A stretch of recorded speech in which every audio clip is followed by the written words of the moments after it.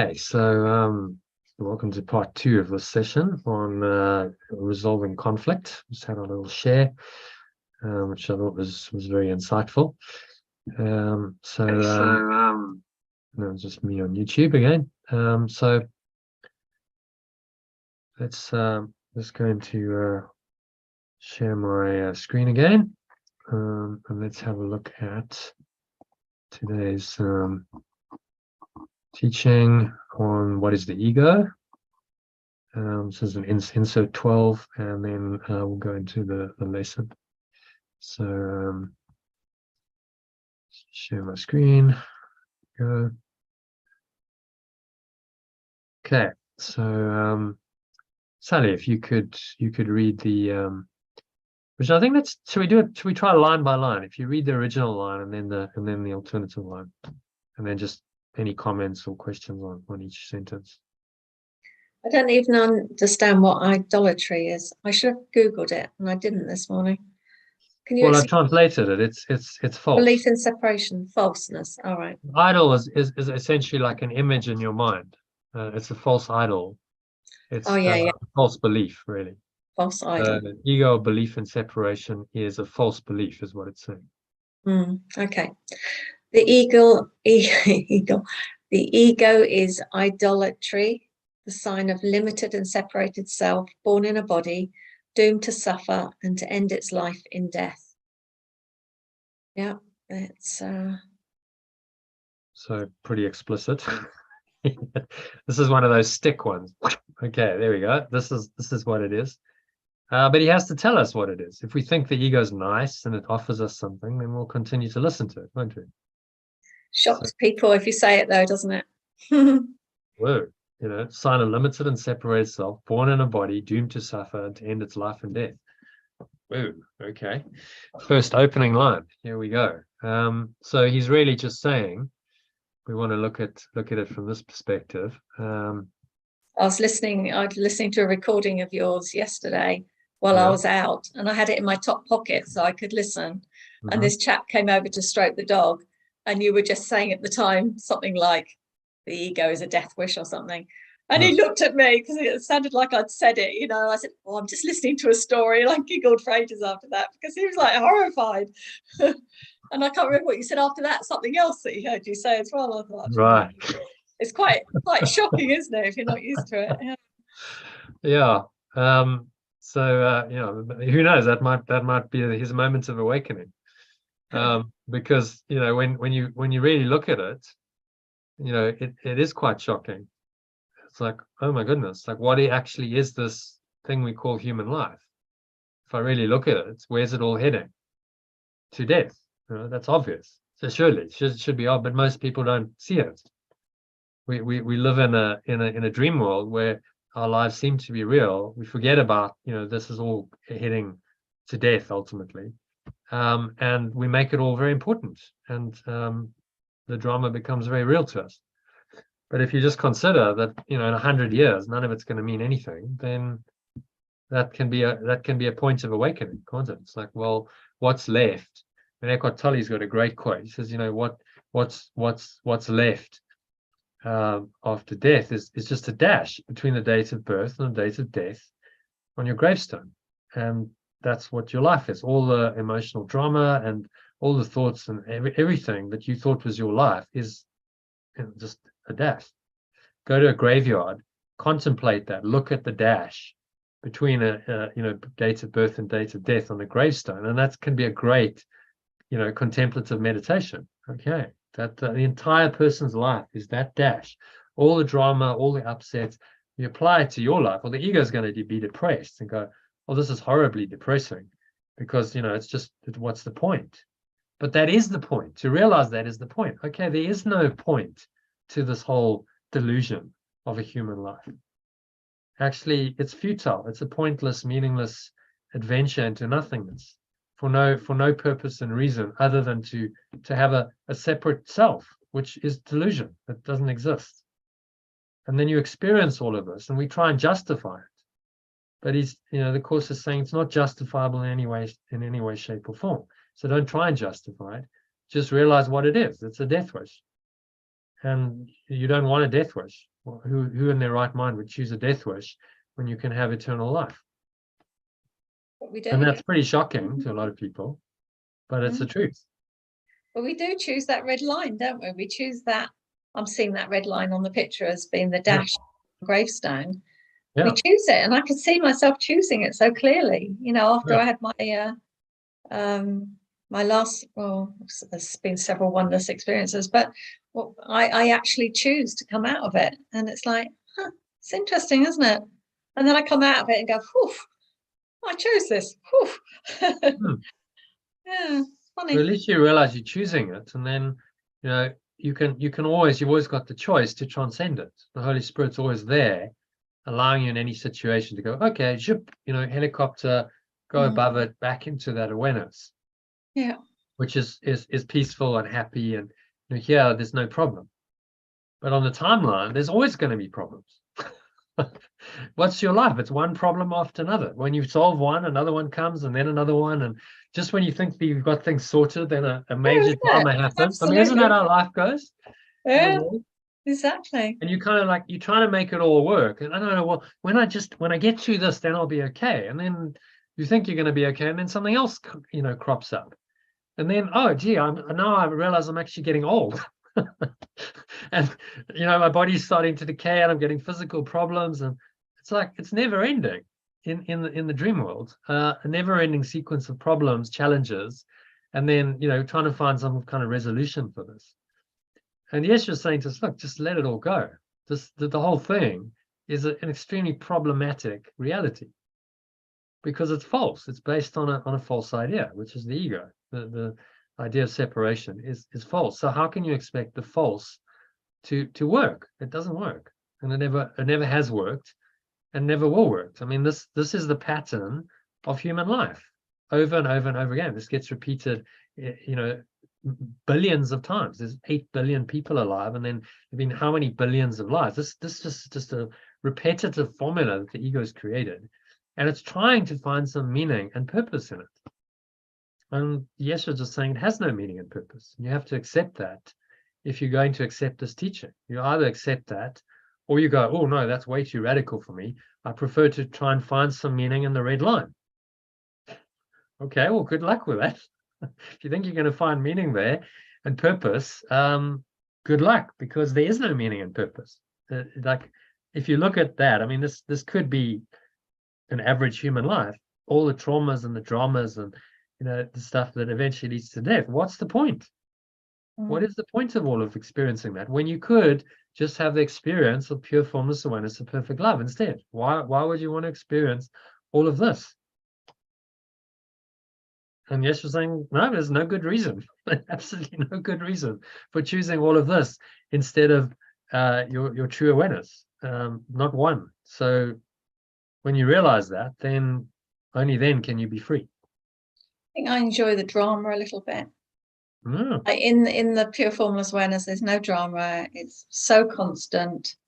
Then I come out and there's a little bit of challenge, turbulence. There's obviously a little bit of me that enjoys that. Well, it's a separate self. Sort of feels real. It feels alive and real when there's drama. So it's like, I need drama in order to feel alive, according to the ego. But that's not really life. He's saying that version of life is a delusion. Yeah. The ups and the downs and the drama. Eternal life is constant, never changing.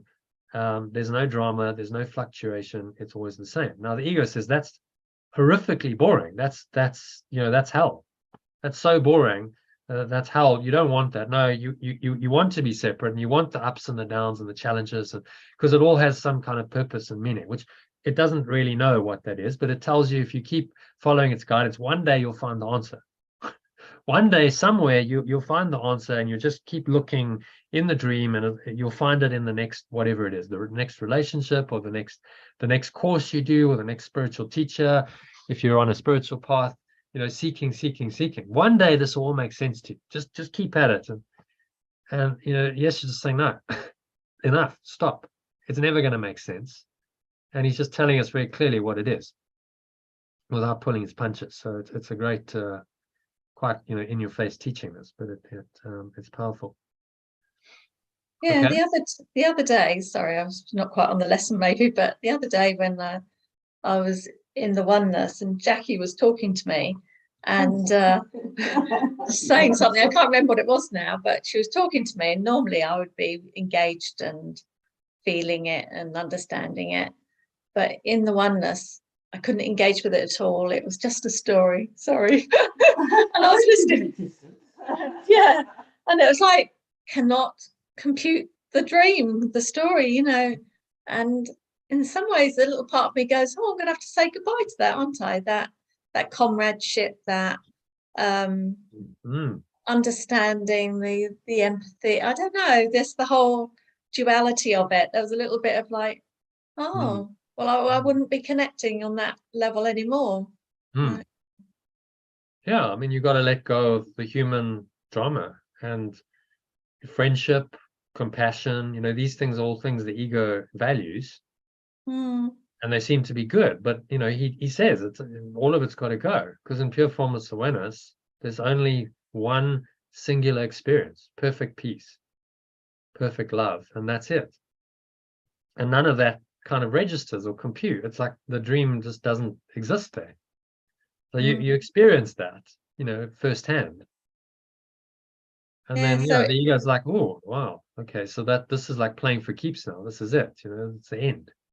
So even friendship is ego based most of the time. I mean, we have lovely times, don't we? And we get to lovely places, but a lot of it is, because it's separation, isn't it? Yeah, there's no separate friend. There's no separate person. Oh, see, there isn't. So that has to go then. He talks about it in lesson 76. He says you believe in all the laws of the world. Just go there quickly. Where is it? Laws of medicine. It's a very potent passage, isn't it? This is like a really serious undoing. I think he talks about the laws of friendship. There we go. You want to read that? Think further. Do I really want to read it? You believe in the laws of friendship. You think further, you believe the laws of friendship, of good relationships and reciprocity. Reciprocity. Which means I do something for you, you do something for me. I scratch your back, you scratch my back. That's the ego's world, isn't it? It feels to me like we've got holy relationships here. So it feels very much like, I look at Jackie and I see us as one, and other people in the house. It feels like it's. Well, it's a pointer to the dream, to leave the dream, isn't it? A holy relationship. If you see the other person as you and you feel that unconditional love, it's a pointer out of the dream. But the relationship won't sustain in pure formless awareness, because there's nothing else to relate to. It's just one singular experience. So it's temporary, ultimately. Of course it's temporary. I mean, we're all going to die anyway. In the ego's world, of course it's temporary. All friendships, all relationships are temporary. They come and they go. Eventually everyone dies, and those relationships are then over between those so-called separate people. So it's going to end one way or another. Yes, you're saying, well, look, the best ending to it is use it for the purpose that it's there really for, which is the holy relationship, which points you out of the dream. Use it to enlighten you, so you don't have to come back into the dream. And then the two of you become one. You collapse your separate selves together in your journey, your hero's journey together to enlightenment, and you merge as one. You actually become one. It's the same awareness. There is no separation at all. There's nothing that makes you distinct from Jackie or anyone else in truth. And so, of course, the idea of relationship is duality. There's me and someone else to relate to. Then I have a relationship with something else. Well, in non-dual awareness, that all collapses. There's nothing else to relate to. It's just one awareness. And then, sorry to go on, but when I go from the oneness state into more the duality of it, there's a transition point that I'm trying to make smoother. So it's like it's a little bit a bumpy landing into duality. Do you know what I mean? It's like, now I'm actually feeling, now I'm actually thinking, okay. And it's just like landing the plane. So today I was like, I need to land this more gently when I transition, when I change gears between the states. So that worked today. Sounds like disappointment, really, that you've come out of it, but also an awareness I've come out of it, aware that I've chosen to come out of it, I suppose, is the disappointment. Well, maybe you've got to go, I'm not really out of it. See, the art of this is I'm still in that awareness, but I've got sense perception going on. Right? Yeah. So perceptions are happening. I've got these sight and sound and touch and all of that, but I'm still rooted in this underlying awareness. So then you're not really coming out of it. I mean, you're talking now the highest level of attainment in the world. You know, true masters are able to do this. They're like, well, I'm in perception, but I'm never disconnected from my true awareness. So nothing here really phases me at all. I don't get triggered by anything. I'm just rooted in this awareness, and I see through the dream. And that's, if you attain that level, you're a spiritual master like Yeshua. But that's the funny thing, because when you're living the life and you're seeing through the dream, it's weird, because everyone else is in the dream. And so I'm like, I don't compute that anymore. I don't, however spiritual the dream is, it's still like, still a dream. Yeah, it's funny.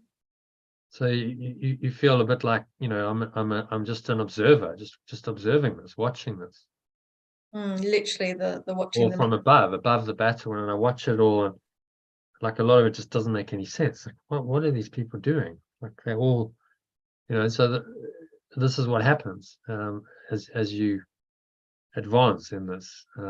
You're able to just observe it and not get caught up in the drama. And I mean, there's a disconnect from the dream.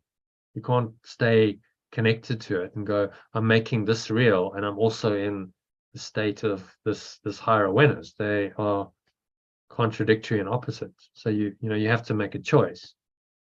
So maybe try saying, okay, well, I can still engage. I'm coming into the domain of sense perceptions, but I'm not judging any of it. Just sense perceptions, sight, sounds. It's coming in, but it's not. It's like I'm just an empty vessel. It's just kind of blowing through the mind. There's no attachment to any of it.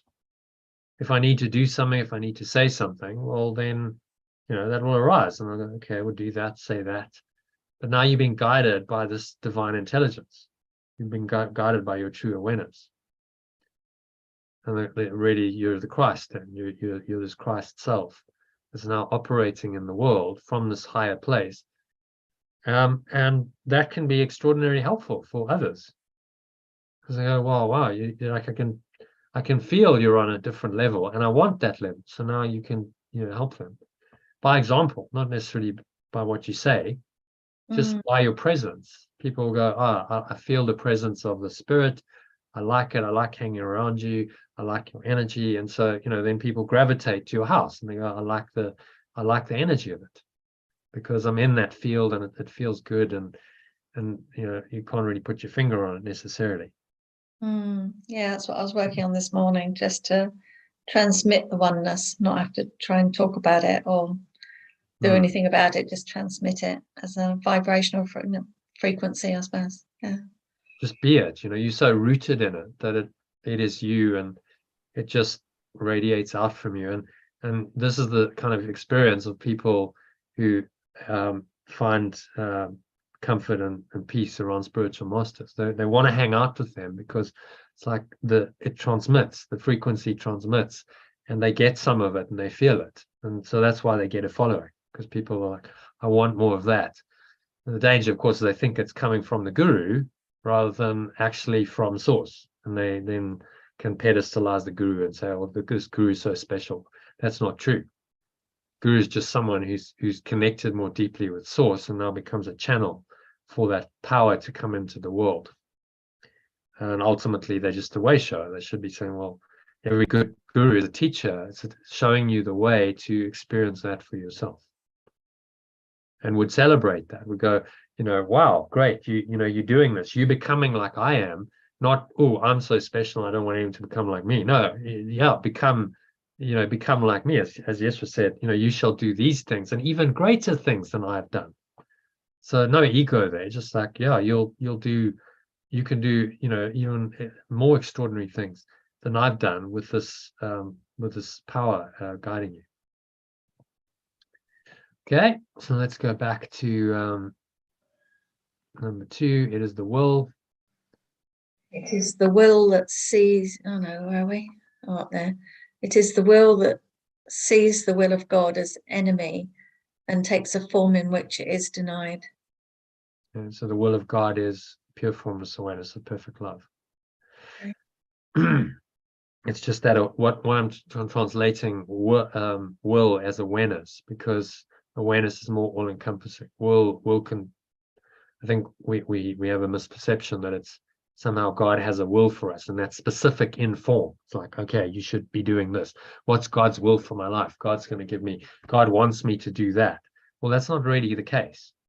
There's an awareness there that can inspire you to interpret the circumstances and situations of your dream to do certain things. But pure formless awareness, God's will, is beyond all. God doesn't even know this dream exists. If it knew that it existed, then it would be real, wouldn't it? Yeah. A lot of people say, what should I be doing? I always cringe when they say should. You should just be rooted in your true awareness. That's the only should. Be rooted in your higher awareness, your pure formless awareness of perfect love, and then let that guide you. And if you can get to the point where you're rooted in that, but you can perceive the world from that perspective, and all of your thoughts and your words and your actions are coming from that awareness, then that's the enlightened state. You're living in that. You're living in the world, but not of it. And that's the training, and it's experiential, isn't it? You're like, okay, so now you're getting bumpy landings. Okay, so now you need to work that one out. How do you not come back with a bump, and how do you make that? So actually, you kind of always in the awareness. You never really come out of it, but you're able to just interact in the world without a kind of coming down into the lower level. You're still there, but the sense perceptions are no longer kind of grounding you back into this reality. It's interesting because someone said you need to ground. Yeah, we had that conversation where, okay, well, what does that imply? That you're coming out of that awareness into like grounding yourself. Yeah. Well, at the enlightened state, you're not really grounding yourself. You're still in that awareness. You haven't left that. It's pure, it's constant. It's always there, and the sense perceptions don't affect it. It's like whatever you're perceiving doesn't affect that awareness. It's more like that awareness is now directing the perceptions, you see. So it's inside out rather than outside in.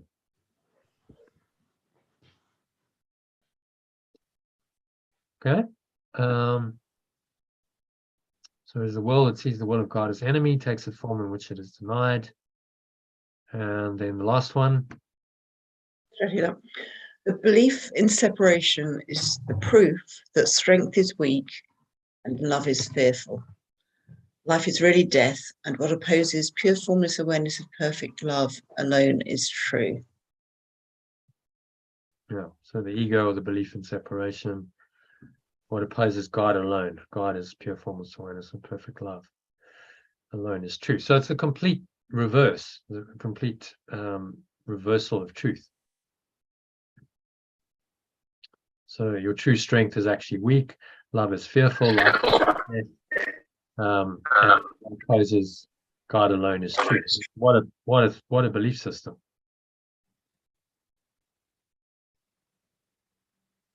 But he's just laying it all out for us and saying, well, look, this is what it is. See it for what it is, and then you can't want it. Which is why the language is so explicit. Okay, so any thoughts on paragraph 1?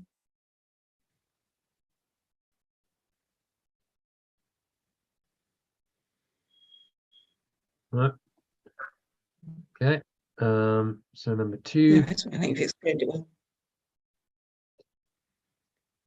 Number 2. So just read the original and then the alternative sentence by sentence. I think let's try that, right?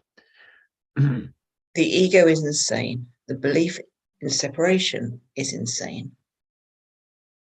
Okay. Saying it so clearly. I mean, you when people say, well, there's room for interpretation in the course, it's like, well, how do you miss that? He's just telling it so straight. It's just insane.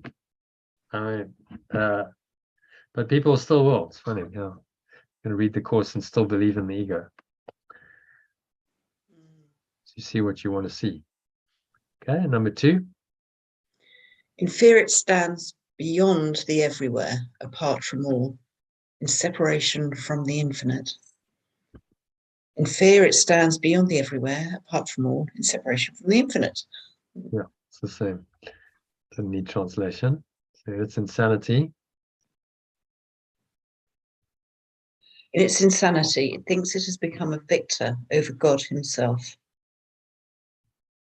In its insanity, it thinks it has become a victor over pure formless awareness of perfect love itself. Can you see how when you put it this way, it's so insane that you can overcome your own awareness? Like how is it? You see the absolute ludicrous idea. Somehow you can become a victor over your own true awareness and create some other awareness that's now triumphed over your true awareness, and you've split your mind. I mean, just a horrible mess. Why would you do that? And so he says, in its terrible autonomy, because that's what it is. It sees the pure formless awareness of perfect love that God has been destroyed.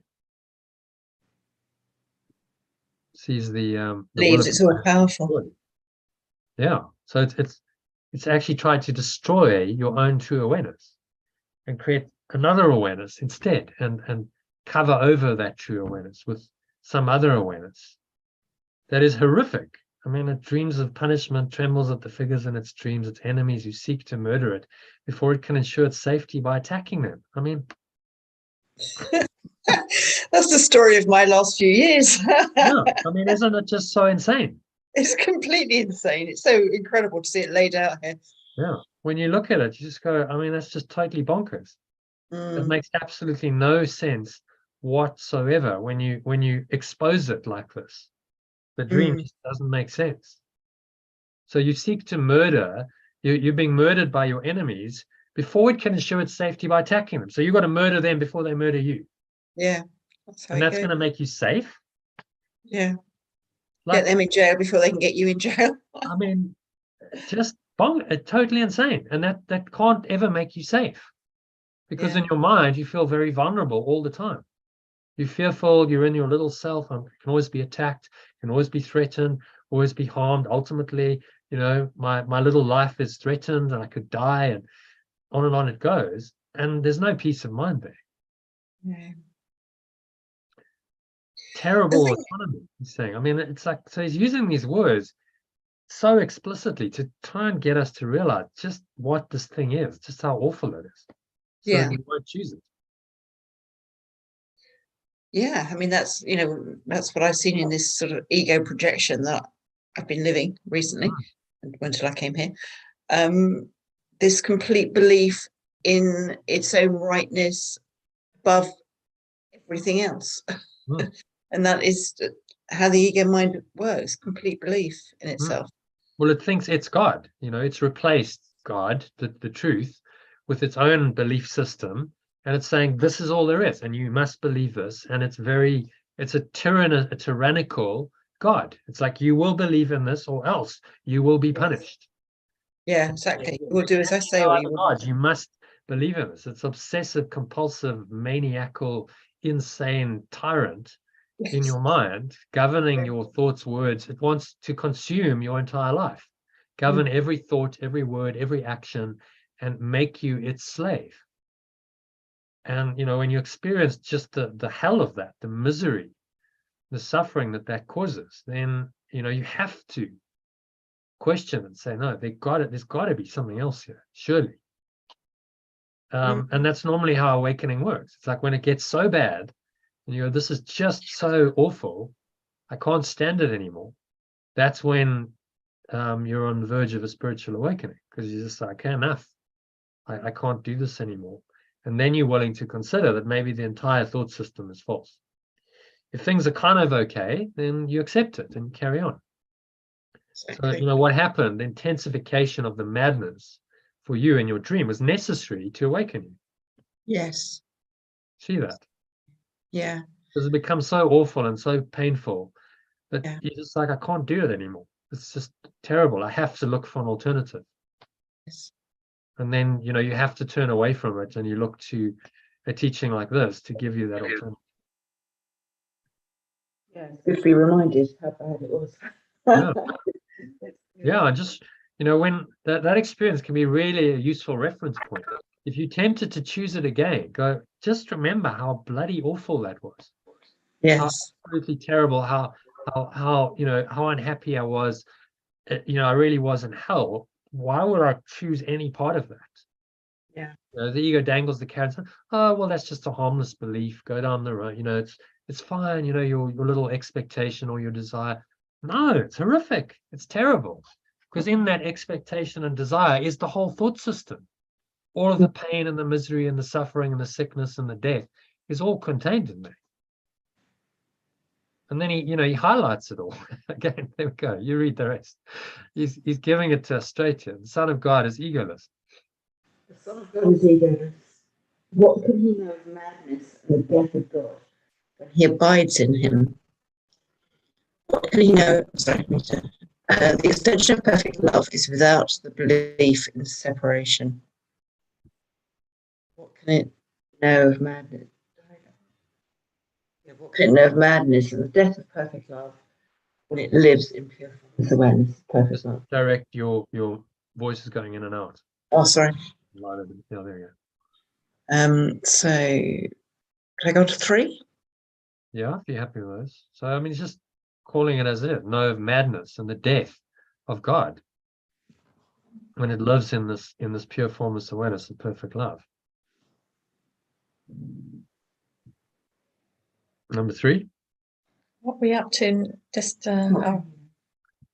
Number 3. So what can he know of fear and punishment?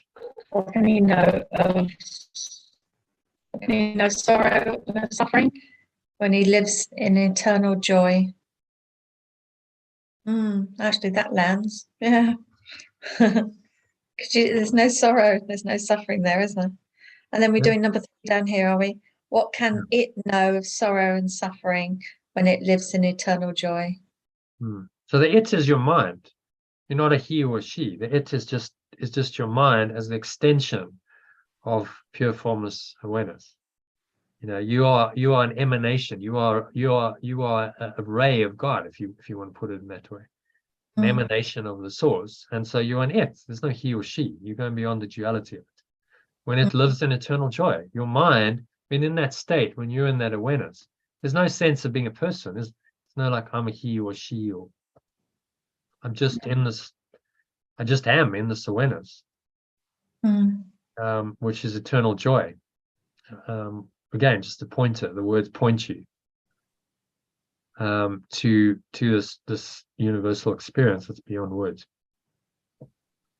Okay, number 4. 4, what can he know of fear and punishment, of sin and guilt, of hatred and attack, when all there is surrounding him is everlasting peace, forever conflict-free and undisturbed, in deepest silence and tranquility? Or down here, can it know of fear and punishment, of sin and guilt, of hatred and attack, when all there is surrounding it is everlasting peace, forever conflict-free and undisturbed, in deepest silence and tranquility?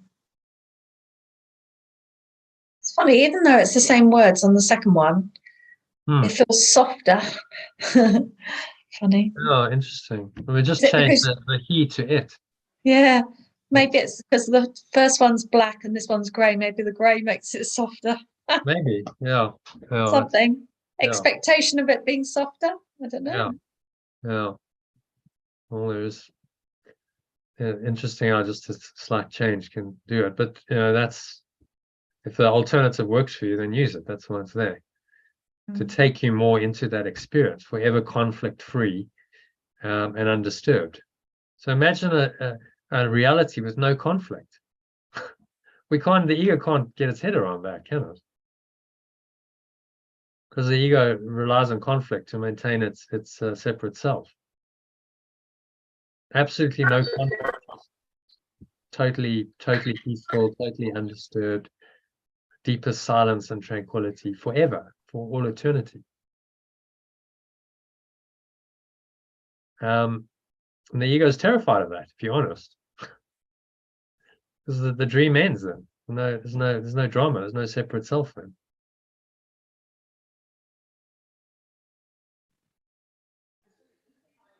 Yes, any thoughts on paragraph 3? Yeah, I'm going back to the horrific description of the ego.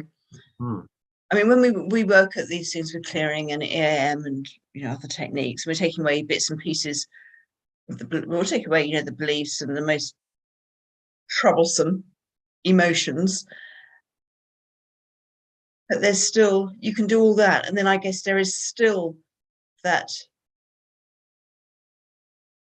I don't know, some kind of entity. It's the way the ego is described in the course is it's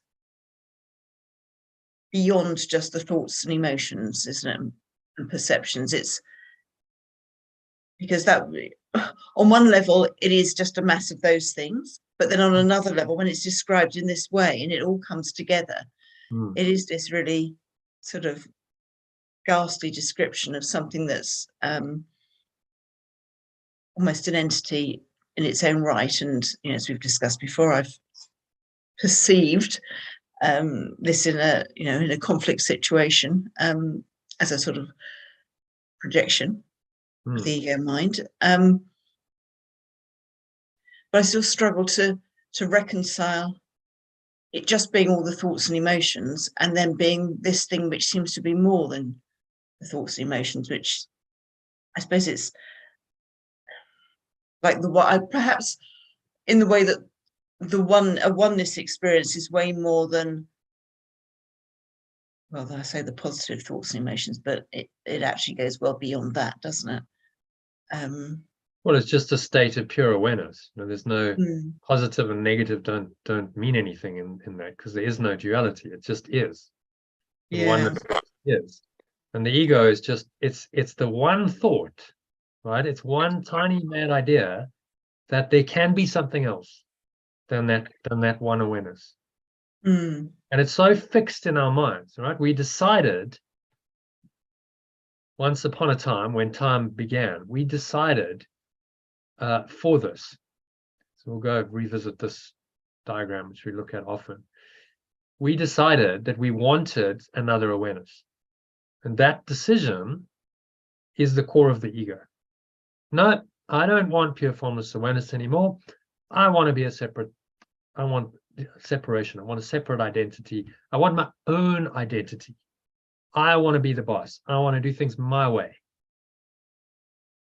That is the very core of the ego. That's the entity you're talking about. But in the end, it's just a desire. You desired to be something else. You desired it so strongly that you brought it into some kind of reality and invented a whole alternate reality based on one tiny desire that was false. So what we're trying to do is get to the core of that desire and go, okay, a bunch of thoughts and emotions, and you can do all of that, but get to the very core of it and see what the core of all of it is. And I think what A Course in Miracles does very well is it does that. In every situation that comes up, if you can get to the very core, the very essence of the desire behind it all. So we look at the instrument for peace. What's it taking you to? Desire. You desire to be a separate self in that situation. And your desire then creates the belief and the thought and the emotion and the perception and all the awfulness, because you still desire that separate self in the situation. So that original desire to be separate just keeps playing itself out, doesn't it? Mm. Over and over and over again in each situation. Oh, I still want to be a separate self. Okay, then I react egoically because I still want the separate self. And he's saying, no, you got to start changing that pattern. At every instance where you tempted to react in the egoic self, you go, no, I don't want this anymore because this is horrific. I understand the consequences of that desire and they're horrific. This is where all my pain and my suffering and sickness and death, all of it comes from this desire in this situation. So, whoa, this is a big choice to make. I can't desire to be a separate self and desire the ego anymore because it's absolute. I see it for what it is. It's hellish. So I must change my mind about what I desire. I must choose now in this situation to be oneself. The prayer of the heart is I choose to be one again. I choose to be the Christ, my true self. And so I choose not to judge. I choose to let go of these false beliefs that I'm not good enough and that's not true. I choose to let it go. I don't want these thoughts of blaming others and myself, and I don't want to fear things going wrong in the future. I don't want all of these upsetting emotions. And my perception is completely wrong. I see that it was all false. I now perceive it from this place of peace. It's like, well, I'm peaceful about it. It seems to be all happening. The drama's still there, but I'm not invested anymore. I can just be peaceful anyway. So you look on your drama instead of all this going on and it taking you away from your true self. You now go, well, I'm still the same self. I'm unaffected. It doesn't really bother me anymore because I'm not the separate self that identifies with all of it. You see, that's the key. And so I think the course just really gets to the very core of the problem, which is the self-concept, helps you identify it and let it go in a way that a lot of other teachings, and I'm not saying they can't be helpful, but you have to go to the core self-concept and let it go in each situation. Otherwise, you're not really letting go of the problem at its core. You've still got that desire to be a separate self lurking in there, and that will keep creating the drama. Yeah, it's really interesting. This program, this mind training that he's giving us is so thorough that if you follow his direction, you cannot not go to the core level and undo it at the core level of your self-concept. So a lot of people are tempted then to abandon the course. I don't want this because it's too scary. Because I remember saying this to a psychiatrist. I was having a chat to him, and he went, "Whoosh!" That's because I was talking about the separate self and the self-concept, and he was like, "Whoa, that's big." He said, I kind of conceptually get it, but he said, I know most of my patients aren't ready for that. Because it's like, whoa, like where are you going with this? You're going the whole way. You're gonna collapse that person's self-concept, which is the thing they cherish the most in their ego.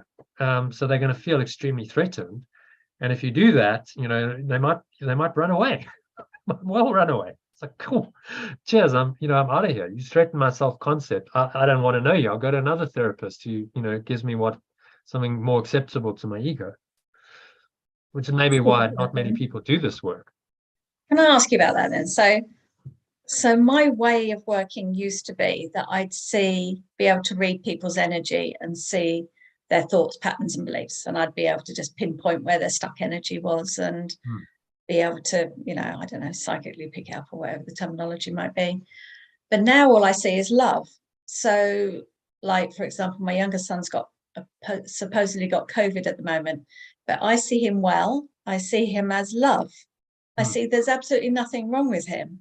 So how do I, it's a tricky one, isn't it? Like, I can say, have a rest then, have some water, have you got everything you need? I can be compassionate, but I'm no longer seeing my reflection in him. I'm no longer seeing my resistance as something for me to read in the energy between us. Does that make sense? Yeah. So now I can no longer steer him in a different way, because I in the past I'd have known that he'd got resistant emotions to job interview that he was due to have or whatever. Now I don't even have that in my concept. All I've got is he is love. He's perfectly well. End of story. So how am I going to manage that in everyday life? I know Jesus just saw everyone well and as perfect, and that's what I'm seeing. But how do I then, as a whatever I am, coach, mentor, therapist, I don't know, whatever, how do I operate with people? Because I'm just looking at somebody thinking, you're perfect. But look at what Yeshua is doing. You know, he's saying, I know you're perfect, but I have to get you to see your imperfection first to realize your perfection.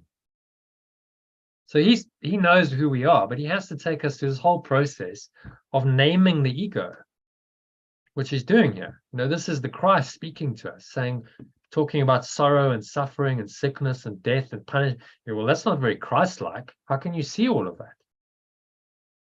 But he's doing it because he knows we have to see this for ourselves. Our awakening must be that we see this for ourselves. Okay. And he has to, as our teacher, give us a harsh lesson and say, look, there it is. I'm holding it right up for you. In your face, you have to look at this and you have to see this. So it's kind of tough love. It's like you must see this. So now I become the mirror, don't I? I become the clear mirror. Yeah. That then when somebody tells me what they're thinking, I'm just mirroring back, but I don't play a part in it as a. If you can help them to see their self-concept and go, I get it. You know, like when I do the instrument for peace with people, I know you're the Christ, but there's a process that you need to go through to get there. And so, you know, any good teacher will say, I'm meeting you where you are in your dream. If I just say you're the Christ and you haven't processed all of this, it's not helpful for you because you haven't resolved it, you haven't let it go. So I have to meet you where you are in your dream, and I have to then guide you very gently and kindly through the process of undoing it to awaken to who you are. And that's what our role is as teachers here.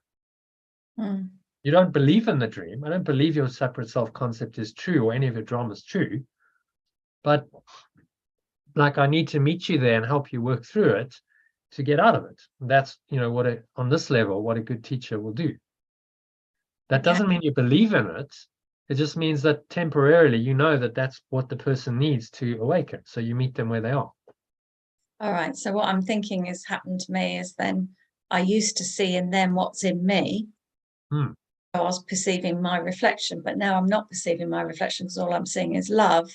So all I can go by is what they tell me they are perceiving and then help them just mirror it back and release it. So it's what I'm doing, but it's just, I was reassessing. You start to be able to look at the ego, and it's like without identification, you can, like, I mean, Yeshua's not identified with the ego, but he sees it so clearly.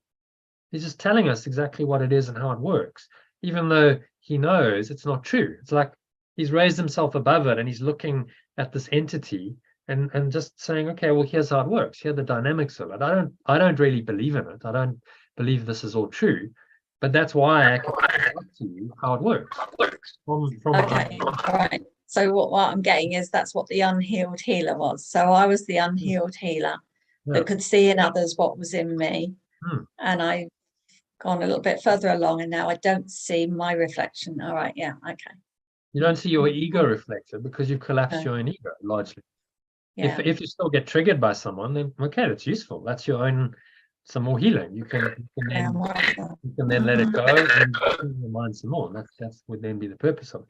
But if it doesn't trigger you, just go, okay, well, I'm just seeing the Christ in you. I'm reflecting the Christ back to you, but I need to help you work through your delusion. And I understand the ego, you know, that this course trains you to really understand it, how it works, the dynamics of it, and be able to help people to work through it in a way that's very helpful to them. And then, you know, you're helpful. If you don't meet them where they are, then how can you help them? Yeah, that's been a bit of a thing recently. Yeah. It's like someone drowning. Really? Do I have to believe you? No, you don't have to believe it. But what you see then is it's a cry for love, and what they need is someone to help them. They're drowning, and they need someone to reach their hand down from above the water and pull them out. That's the loving thing to do. So you kind of got to, okay, well, I'll just dip my hand in there. That's your intervention. But I don't really believe it. I'm not immersed in it. I'm coming from a higher level. I pull you up to my level. Whereas maybe before you were going and immersing yourself in it and identifying with it. And then, well, if you're drowning with the person, you can't really help them, can you? You both drown together in the flood of ego emotions. Whereas this just, no, I'm above all of that. I've transcended. I'm going to pull you up to this higher awareness, up the scale of consciousness into a loving, peaceful state, which is where I am. So a different healing approach, because you've gone higher. And now you're healing with the Christ and the Holy Spirit, not with any ego involvement, which should mean that it's much more powerful. You might find people get scared of that. If they want their ego to remain and they want a therapist who's just going to pander to that and allow them to keep it, then they're probably going to run away. They go, this is too much. You're too direct. But for the people who really want healing, they might go, wow, that's just amazing. You can take me into and through this darkness that like no one else can, because you understand it. Well, you know, I know what choice I make. It's like I want to just help people to go the whole way and let go of the dark. And if it means that, like, you know, you only have a few people and clients, then so be it. You know, that's because that's the level you want to operate on.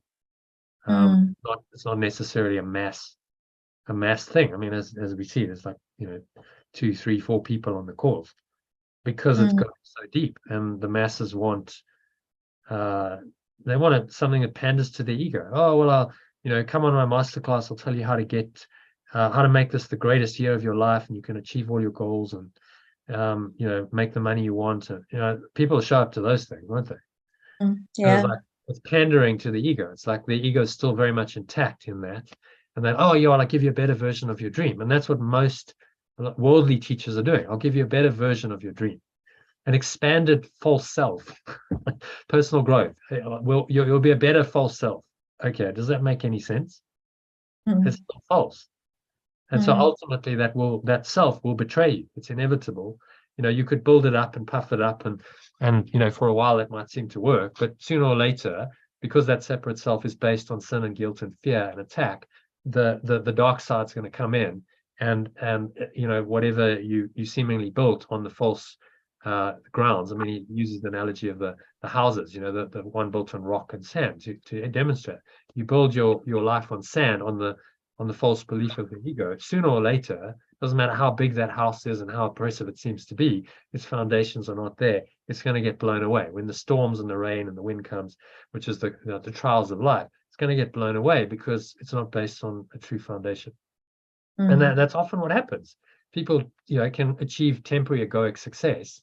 You might know some, you know, seemingly everything's going well, you know, they're making the money, they're living at large, they've seemingly got it all sorted. And then very often those people hit a wall at some point, a crisis in their life, and it just like all implodes because it was based on a false idea. And so eventually that false idea comes calling. The ego, you know, says, no, you can't have all this, because the dark side must come in. You know, you actually deserve to be punished. You're not good enough. You deserve the punishment, and now I'm going to punish you. And you know, then you suffer. And the only way out of that is to change your self-concept and realize that I cannot do this with the ego. I cannot take the ego with me to enlightenment. I have to be willing to let it go completely. And only then can you be free. And you're not fooled. I mean, you know, if he's telling you that this is all about sorrow and sin and fear and punishment and sin and guilt and hatred and attack, the little baubles it holds up, oh, you know, you could go and you could become a better separate self. You could make the money. You could have nice experiences in this life. You could go traveling. You could, you know, afford fancy restaurant. All of that, just like, what? Why would I? Because I realize that's all illusion. That's just sucking me into a dream that is horrific ultimately. And that sooner or later, the horror is gonna resurface. I've just covered it over temporarily with the nice stuff that the ego seems to offer, but actually underneath it it's awful. So then you're just not fooled. You're not fooled by any of its meager offerings anymore, and none of that stuff interests you anymore. It's just like, no, it's just pointless, because it's just more of the same, which will ultimately make me suffer.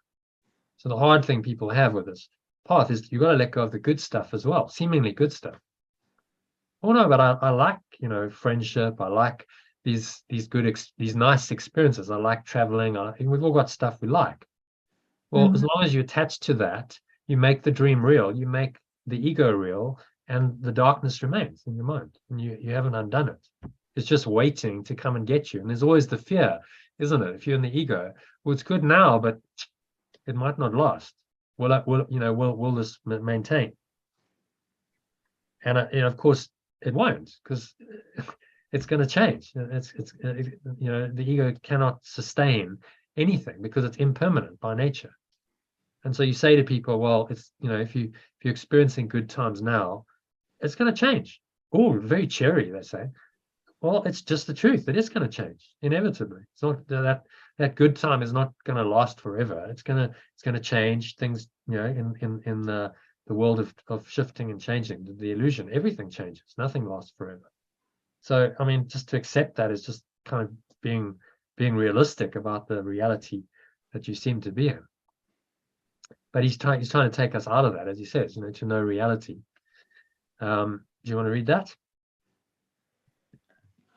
To know reality is not to see the ego and its thoughts, its works, its acts, its laws and its beliefs, its dreams, its hopes, its plans for its salvation, and the cost belief in it entails.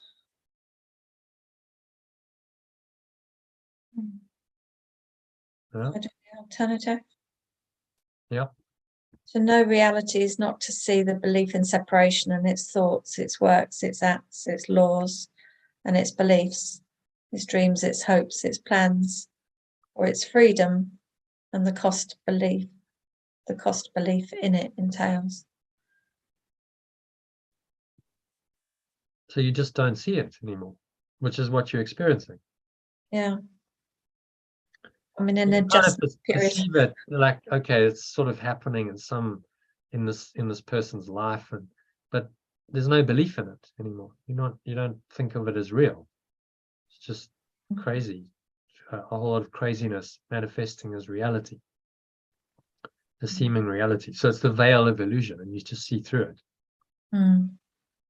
It's plans for its freedom. So the ego's always got a plan. You know, it has all these hopes, its dreams, plans for its freedom, and just look at all of it and go, no, none of it's true. It's funny having conversations with people that now it all sounds so different. You know, things that I did believe in, obviously now feel very clearly the illusion. It's tricky having conversations with people, even with Maria earlier. It's like, okay, you know, I just went, when certain things were said, and I was like, yeah, I did used to believe in that, but no, it's all part of the illusion now. Yeah, and so, you know, it can be you can't engage on the same level. So, you know, so you're on another level, and maybe you can help someone. Maybe wisdom just says, just be quiet. You know, you don't have to say anything. I've been getting, I've just been told, just be quiet. You don't have to say anything. It doesn't, you know, I used to be like, well, I've got to stand for the truth and say it. And, you know, yeah, you can, but it can cause a lot of conflict in your life if you do that. Because if you start challenging the ego's belief system, you're going to get a pushback. And so then there's going to be all this conflict and drama. And it's like, well, do you need it? I mean, Yeshua advises for God, so don't cast your pearls before swine. Quite harsh, you know, before swine. What he meant was ignorant. The swine is ignorant of the truth. So someone who is rooted in the ego, and now you cast these pearls of wisdom of truth, and the person that's not welcome, they're going to resist it. They're going to have a serious resistance. They're going to like, you're weird, you're strange, you're in cloud cuckoo land. You know, no, I don't want anything to do with you. And you know, often if you're interacting, then it becomes a kind of conflict because they feel threatened by your very presence. Just the presence of truth and what you stand for threatens them to the core, and they can't really understand it. But they will have an adverse reaction, and you know, often that then results in conflict, verbal, physical, maybe, where you know you have to then now deal with that. So sometimes it's better just to go, okay, you know, it's fine. The truth is true. I don't need to defend it. I know that it's true. I know that what this person is saying is not true. Is it really helpful to speak my truth here? or could I just let it go and say, okay, well, and I guess that's wisdom. It's like the Holy Spirit will guide you in each situation. I think if you could make a difference by speaking up, then you should. That's my we see in the world there's been many great teachers and masters. Take the likes of Gandhi and Nelson Mandela, who did stand up. They stood for truth and they stood against the ego, and they made a contribution because of that. That was what was necessary. Someone did need to stand for the truth and resist the ego and take the hits. They both went to prison. They both had some difficulty from withstanding it. So maybe if you're called to do that kind of work, then that's what you got to do. But for most of us, we're just living our lives in the ego world. It's not some great calling to free an entire nation or something. It's just our own process we're in. So maybe you don't if someone's really rooted in their ego and they're not open to it, you don't need to challenge them. You just go, okay, it's all right. If you want to believe that, that's okay. That's just been my own learning and experience. And then share your pearls with people who are open to it in a forum like this. Okay, well, there's an openness. You can share anything here, and you're not going to get that egoic resistance. But you start talking this to some people, they go, "Get away from me now! I don't want to know this stuff. Get away!" It's because it's extremely threatening. Yeah. So it's like learning to live again, Sally. You've got to learn to live again. That's how it feels. Yeah. It's a rebirth experience. That's why it's called being reborn. Yes. In reborn Christianity, they talk about being reborn, but they don't really understand what that means. It means you've got to learn how to live again. Your entire self-concept, your perception of everything is transformed, and you have to work it all out again. You thought you knew how to live at the age of 60 odd, and you didn't. You actually had no idea. So now you're reborn, into another self, and you've got to figure it out all over again. It's a new thought system that's now got to guide you at the age of 60. Extraordinary, really, but that's what this is doing. Yeah, that's what it really means to be reborn. Exactly what it is. Yeah. Right. Much way more profound than, oh, I've given my life to Jesus and now I'm reborn. I mean, what is that anyway? What does that even mean? No, I mean, you haven't changed anything. I've given my life to Jesus. It's all conceptual. Because the pastor says that then oh wow, hallelujah, I'm reborn. And then you can go on a little, you can get all excited and whoop it up in church, and then you go back and actually you just perceive everything exactly the same because your self-concept hasn't, it's hardly changed. It's just now all you've got is I'm a reborn Christian. Now the ego's gone into that self-concept and gone, now I'm more spiritual than everyone else because I'm reborn. Hallelujah. But I haven't really transformed my self-concept or my perception at all. And so then we see all the hypocrisy and the false beliefs that come along with that, because there's no genuine transformation. It's just a fake, you're being reborn and now you're saved and hallelujah and praise Jesus and all of that. But actually nothing's really changed internally, which is sad, but that's how the ego is manipulated and changed what was true into now what's false. And so the traditional Christianity, it doesn't free you. It just keeps you in the same thought system, a different self-concept. Now I'm a Christian. Okay, well, I don't believe that. You're not really a Christian. You are the Christ. You are the one self. That's what you are. So you're not a Christian. You are the Christ. So you see the difference. You are the very essence of life, the love that is the Christ. You are that. That's not a belief. That's not an identity. It's not a self-concept. It's just what you are. Okay, so to know reality. To know reality is not to see the belief in separation, its thoughts.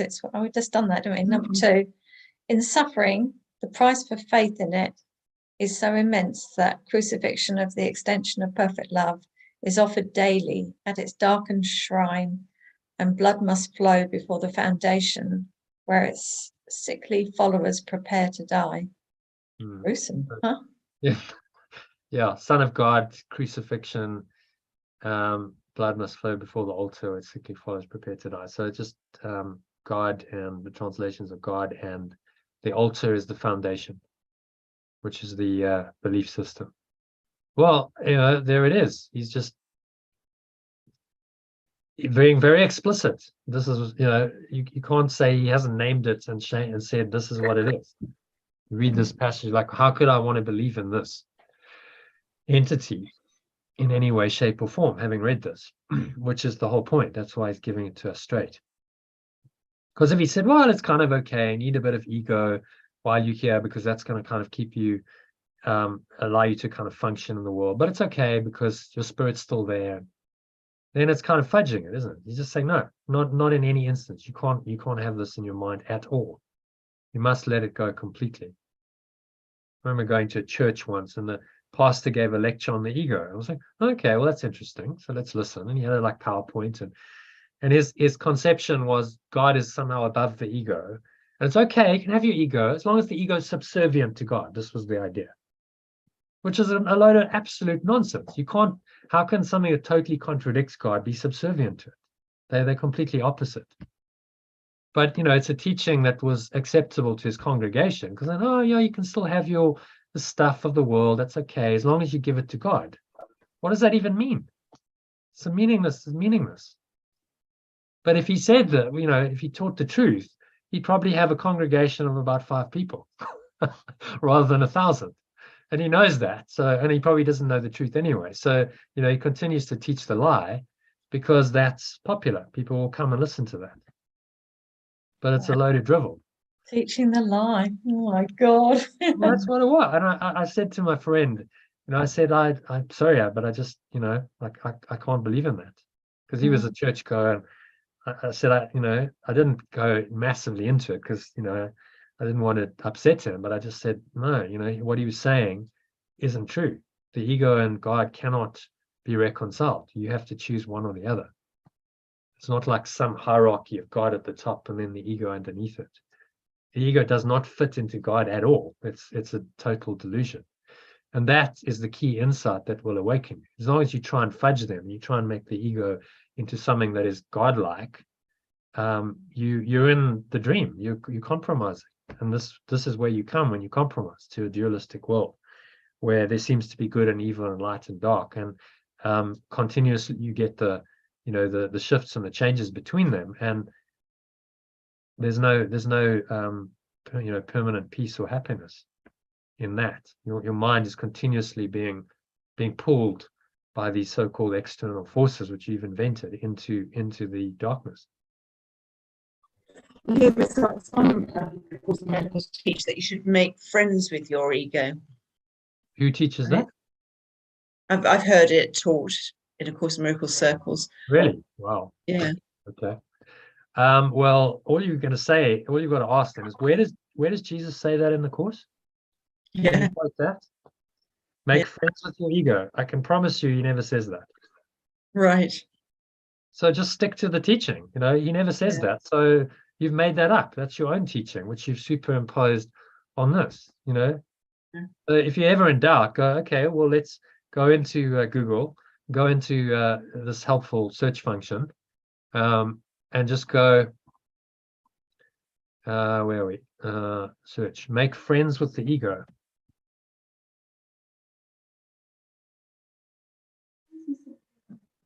And let's see what comes up. Well, no, clearly nothing. But yeah, the ego, you actually have to, let's just put in inverted commas, that will help.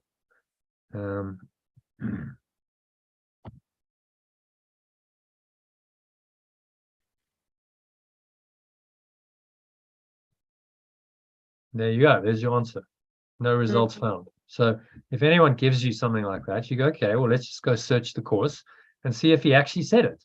He didn't. Well, then it's not part of the Course. It's your own misinterpretation of, does he say, I mean, he's surely, if he was going to tell us that, he would tell us that in this passage, wouldn't he? He's talking about what is the ego. If he was going to tell us to make friends with it, he'd say, well, no, but you need to make friends with this thing. He's not saying that at all. He's saying this needs to be totally undone. It's a complete delusion. And it's horrific. It's a horrific delusion. And I suppose there's this idea that you can, this sort of idea of returning to love with anybody, which I've struggled with, because there's no way I can do that with the ego projection that I've been dealing with, or even, be friends or anything other than just get out of there. Well, if someone is so rooted in the ego and there's no willingness to change, if the ego is their God and they are fixated on this, then get out of there, run as far away as you can, because it's completely the opposite of God, and there's no reconciliation. You will just fight forever with that person until there's a transformation. I suppose, you might say, well, if I hang in there, they might change, they might transform. That's kind of the hope. But well, some people will say, well, it's all a projection of your own mind, so if you project love, they'll change. But I don't find that hard to believe.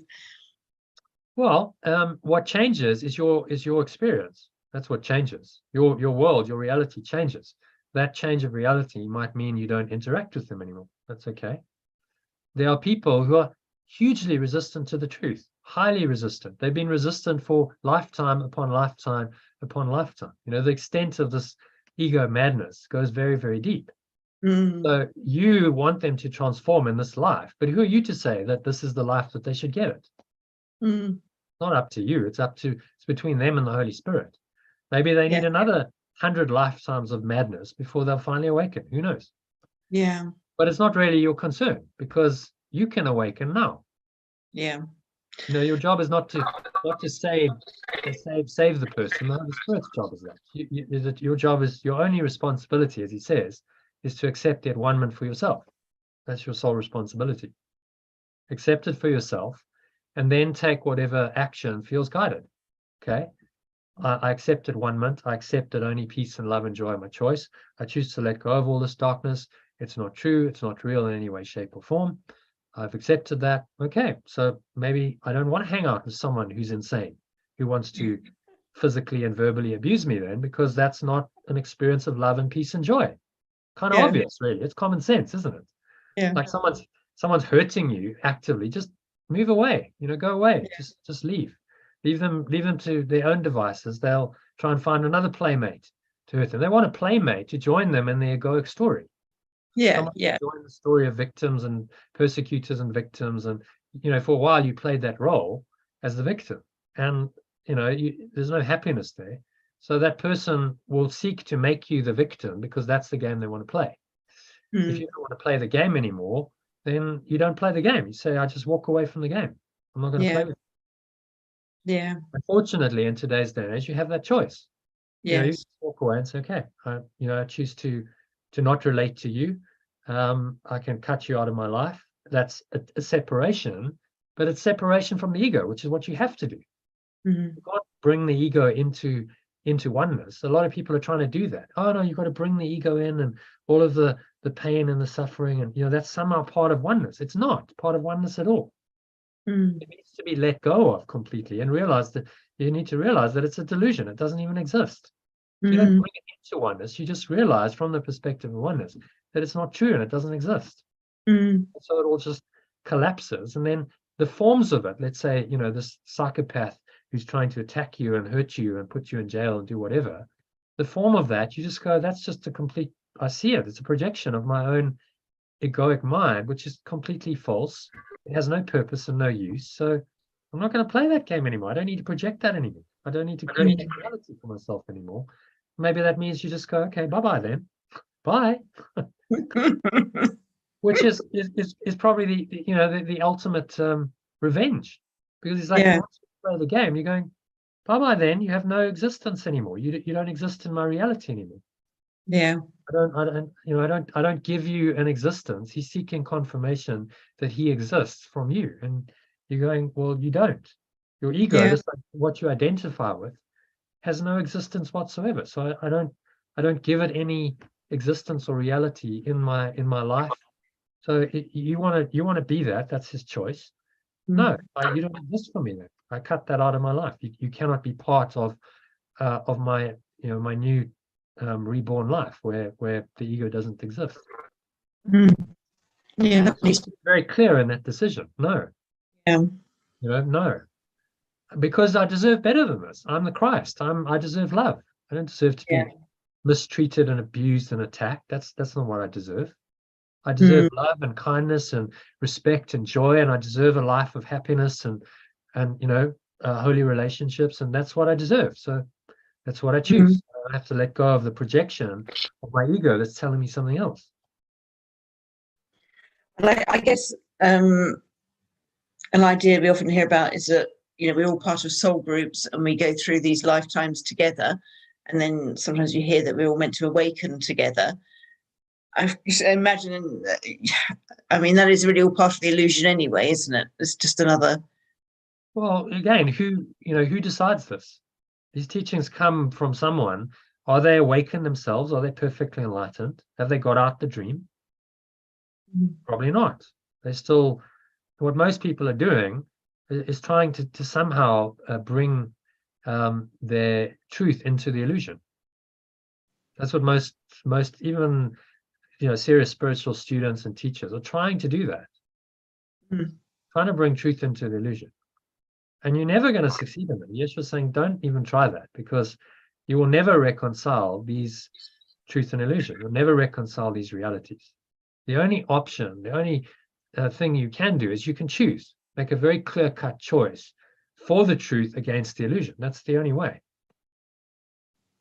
So all these concepts that kind of fudge it and somehow try and bring truth to the illusion, you have to discard them. So that's just false. And so, I just keep referencing to the Course. Does he say it in the Course? You can look it up, search it. No, it doesn't exist. Okay. Well, then it's not a part of this thought system that he's teaching me, so I can discard it. Make friends with the ego. No, that's not part of the Course. 0 search results, so we can discard that. So that's a false teaching there. So then you become very clear. It's like, stick to the teaching. He's got 1,300 pages of very clear, explicit teachings, which pretty much cover the entire ego world. If it's not in there, then it's not meant to be in there. So you can safely say it's not part of the truth, and you just discard it. And the people who try and perpetuate these illusions won't like you. They'll probably ask you to leave their group. But, okay, well then, because you bring in the truth, and people who want the illusion to be true, they don't like that. Oh no, that's don't speak the truth here. Well, if you can't speak the truth in a Course in Miracles group, then I'm sorry, it's not the right group for you, is it? It's just another ego construct, an illusion that people can try and make themselves feel better by going to these groups for years. Oh no, I'm studying the Course. But they're not really deconstructing their ego. They go once a week, they listen, makes them feel a bit better. Maybe there's a little bit of superficial change in their life. And they often it's just a social thing. They like the engagement. They like going there, meeting the people. Oh, how are you? Chit chatter. I know people like this who've been doing this for years. No great transformation, no like real awakening, because they're not really willing to go on their hero's journey and really look at their stuff and go, okay, all right, I'm really willing to dig into what is uncomfortable, difficult, painful, challenging, and really, do the work myself. No one can do that for me. I've got to do it. And the Course group can be a great mirror and a sounding board, and it can be very useful for that. But if it's not helping me, then I need to move away and find another group or do it on my own. And ultimately, you could do this on your own. It's a self-study course. But practically speaking, I don't know anyone who's done this all on their own. Everyone seeks companions on the journey. That's how even great teachers like David Hoffmeister, he got a whole lot of mighty companions to come on along with him on the journey, because it's a natural, like, I want to share this, join with people. And that helps you to understand it more deeply.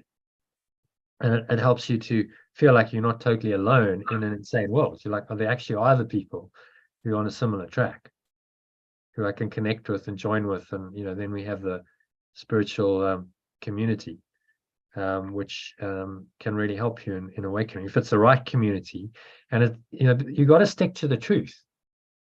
That's all I'd say. If you're going to study the course, then study the course. Don't invent your own version of it and say that it's the course, because that's what a lot of teachers do. Stick to what he's saying. If he's saying it, you study the words. We're changing, we're translating, but the essential meaning is the same. I'm not changing the meaning. If you say, make friends with the ego, that is a complete change of meaning. That's like changing the entire meaning of the course in that one statement. But you can't do that. So you've got to be vigilant. There's a lot of false teaching and a lot of false teachers out there because they're still in the ego. The reason why I listen to Yeshua is because he got out the matrix, he escaped. And he demonstrated it so clearly in his life. He resurrected, he did the whole thing. It's like, okay, there's the man, he did it. He walked the talk, he did it, he knows how to get out of the dream. So he can help me out of the dream because he's done it. If someone's still stuck in their dream, they don't know how to do it. So they can't really help you very much. If you really want to awaken from the dream, you're going to, if you're a prisoner in prison, you're going to ask someone who's escaped already to help you to escape because they know how to do it. Not someone who's been stuck in there for 50 years and actually still believes in the reality of the prison. Even if they're talking about the reality beyond it, if they don't know the way out, then they're not the best person to help you. So the credentials that this comes with are impeccable. You've got the Christ himself. Yeshua lived this. He walked the talk. He went through the whole drama of his life and the crucifixion and the resurrection. We know this story very well. And he's now giving us his teaching, saying, okay, this is how I did it. I'm giving you my course in how I did this so that you can do it too. It's like, wow, that's incredible. Like when you understand the depth of what he's given us, it's like, wow, that's amazing. So I don't have to struggle for another many lifetimes trying to find my way out. I've got like a very clear guide, the how-to, the course. Here we go. Follow it step by step to get out. And so he's done that workbook by workbook lesson. He has the steps. Just keep doing this with the theory. I mean, brilliant course, theory, the text, and you've got the workbook, which is the practice, but it contains the application of the theory, and then a manual for teachers, which is an FAQs, and then the supplements like the clarification of terms and the song of prayer and the manual for psychotherapy. It's a complete teaching. You don't need to look anywhere else. In fact, if you start looking elsewhere, what will probably happen, you'll find contradictions. Find, oh, well, that doesn't quite agree. And now I try and marry them up. And then I have conflict in my mind again, because I'm like, well, this says this teacher says this, and this says this. So which is true? So, I advise if this resonates with you, you stick to the path. It's a spiritual path, and you don't need another one if you believe in it, because you're like, well, Jesus got out, he escaped using this, so this will do the job. So let me just go deeper into this, really commit to this, and trust. It's a matter of faith. Yes, I trust Yeshua. I trust you that if you're saying this, that you're correct, that this will actually work. You will lead me out of the darkness to the light faster than any way else, because you're the Christ, and you're the ultimate. You're in charge of that one-ment, as he says. He's the ultimate teacher. So I put my faith and my trust in you rather than whatever else. Even if it's another course teacher, if they're not teaching it as purely and truly as Yeshua is, then okay, there's a distortion there. Then recognize it and let it go, because you want one thing. Your awakening is what you're after. That's it. There's no other purpose but to awaken in the stream. And for a lot of people, that's too scary. A singular purpose. It's like, no, but there's other things, and they want to fudge it because they still want to hang on to the self-concept. And you have to have gone through that yourself. When I was going through this like 7-8 years ago, it's like, oh my God, this is scary. It's like I'm going into like non-existence here. It feels like you're dying. It's incredibly scary, and there's huge resistance and fear, and you feel like you're going mad, but that's spiritual awakening, because your entire self-concept is deconstructing. And if you haven't been through that, then you can't really teach this truly, because the self-concept is still there, trying to somehow go along on the journey. The ego is trying to find a way to carry on while it's doing the course. And ultimately that can't succeed. If you're really honest and you really listen to the teachings, it has to be done away with. It can't go on the journey with you. Okay, so last one. Yet will one lily of forgiveness. Do you want to read that? Yet will one lily of forgiveness change the darkness into light, the altar to illusions to the shrine of life itself. Shall I do all of it? Or Yeah, I'll read the alternative. Yet will one thought of letting go. Yet will one thought of letting go change the limited awareness into pure formless awareness, the foundation of illusions, the shrine of life itself.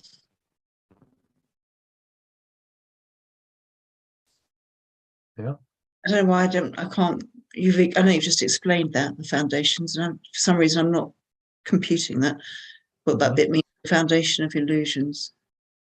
Okay, so the foundation of illusions is the belief in separation,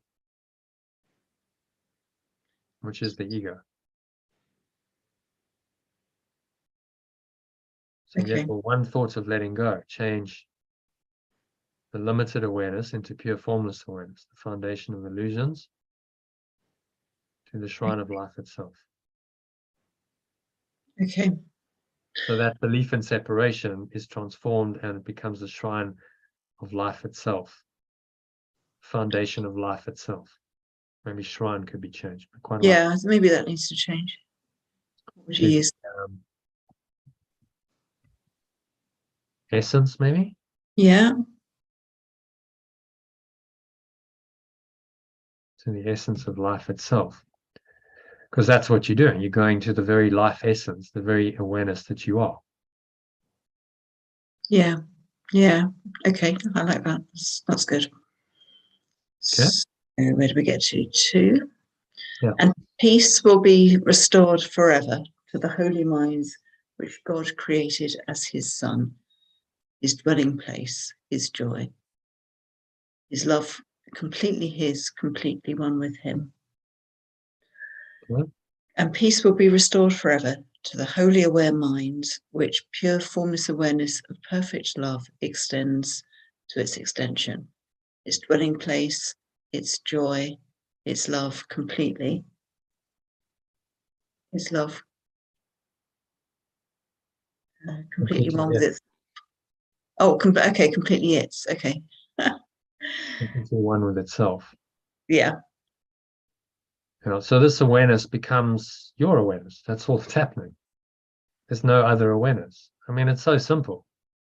There's just this one awareness, and that's all there is in your mind.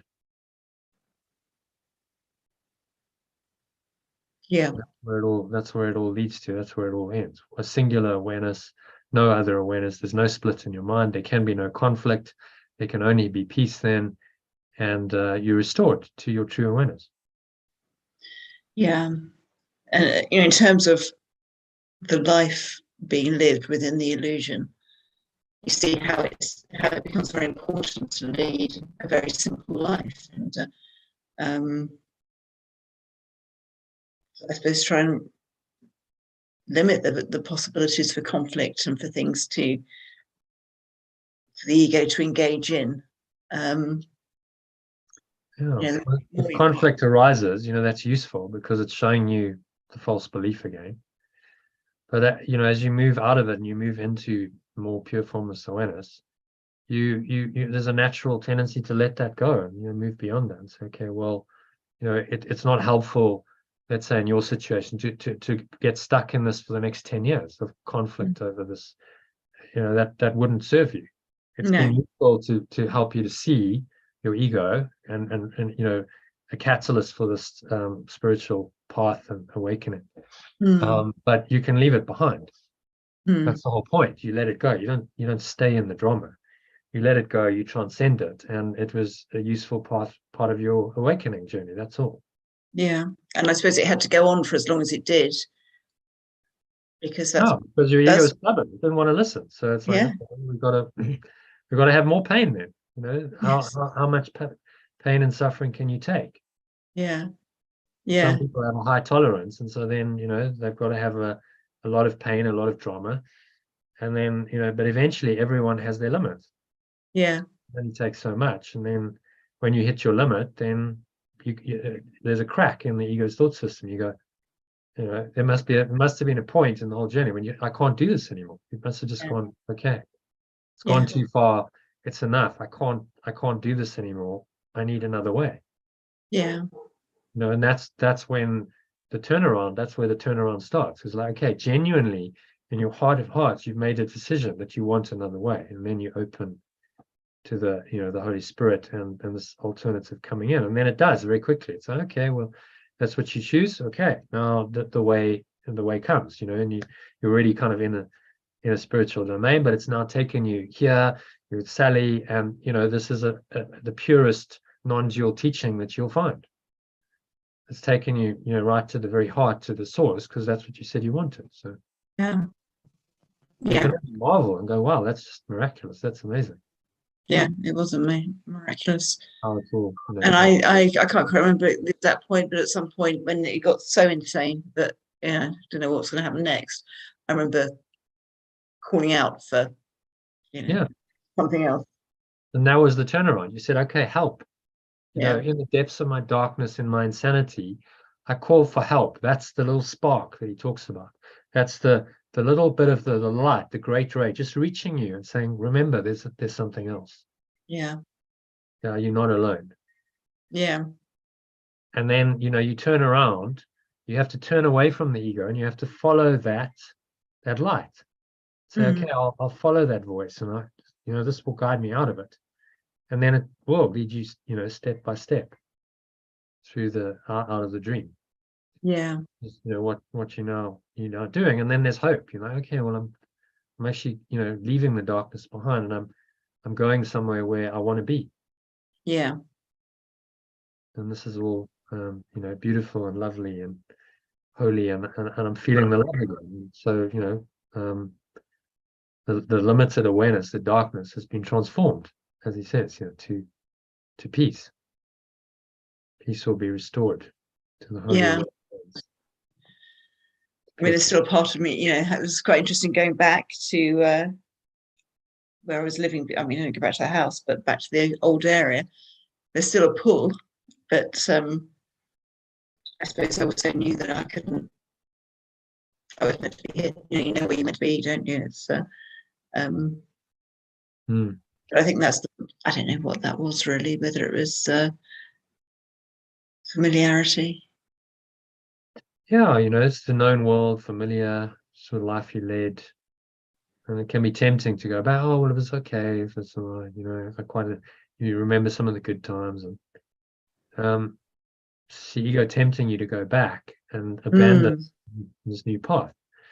Just go back to being Jackie, and you were okay. And if you're honest, were you really? Probably not, actually. Was I what, sorry? Were you really okay? For the however long you were married, to 25 years, were you really okay? Well, actually, were you quite unhappy, and you just kind of covered that over?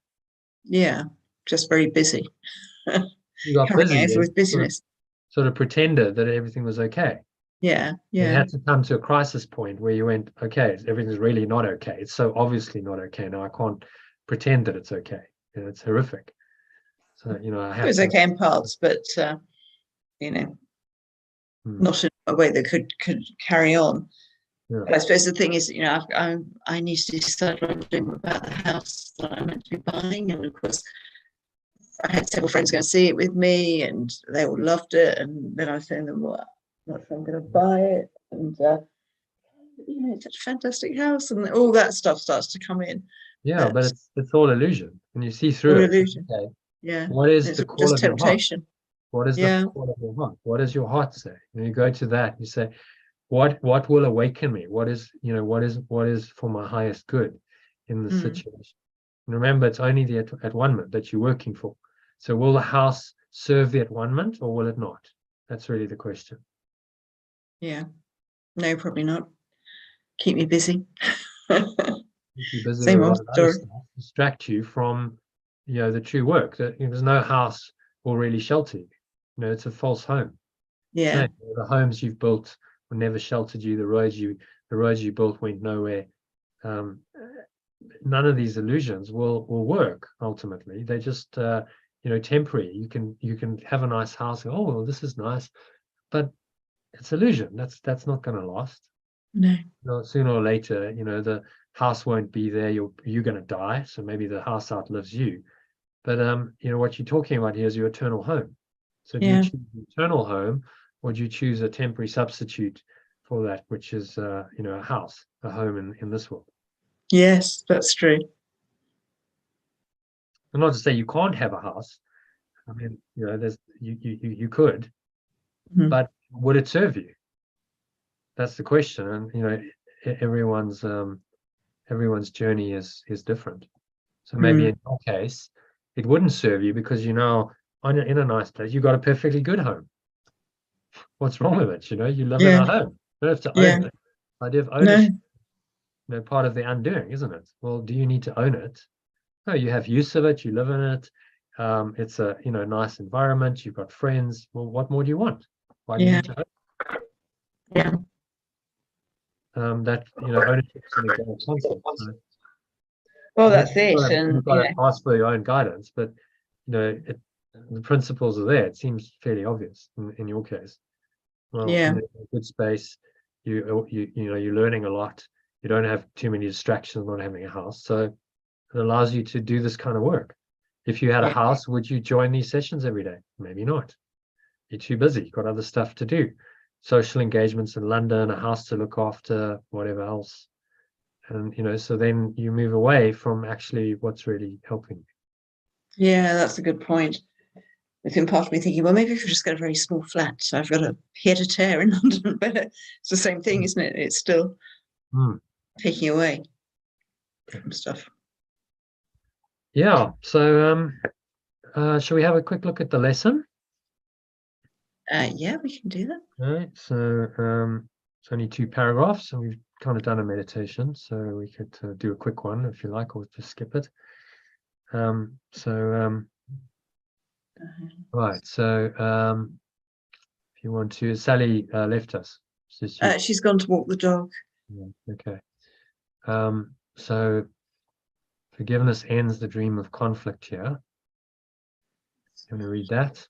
Yeah, I've just lost on Sally's computer. Let me get you back.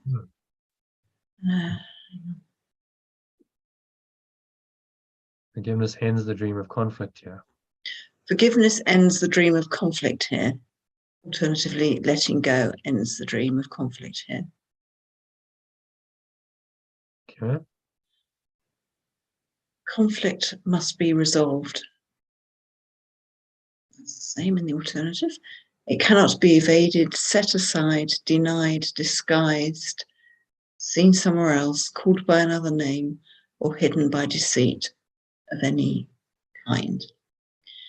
It cannot be evaded, set aside, denied, disguised, perceived to be somewhere else, called by another name, hidden by deceit of any kind, if it is to be escaped. Yeah, just read it. And there isn't much changing, so just read the alternative. Okay. It's seen to perceived because it's a bit more broad. Perceived. It must be perceived exactly as it is, where it is thought to be, in the reality which has been given it, and with the purpose that the mind has assigned to it. For only then are its defences lifted, and the truth can shine upon it to make it disappear. And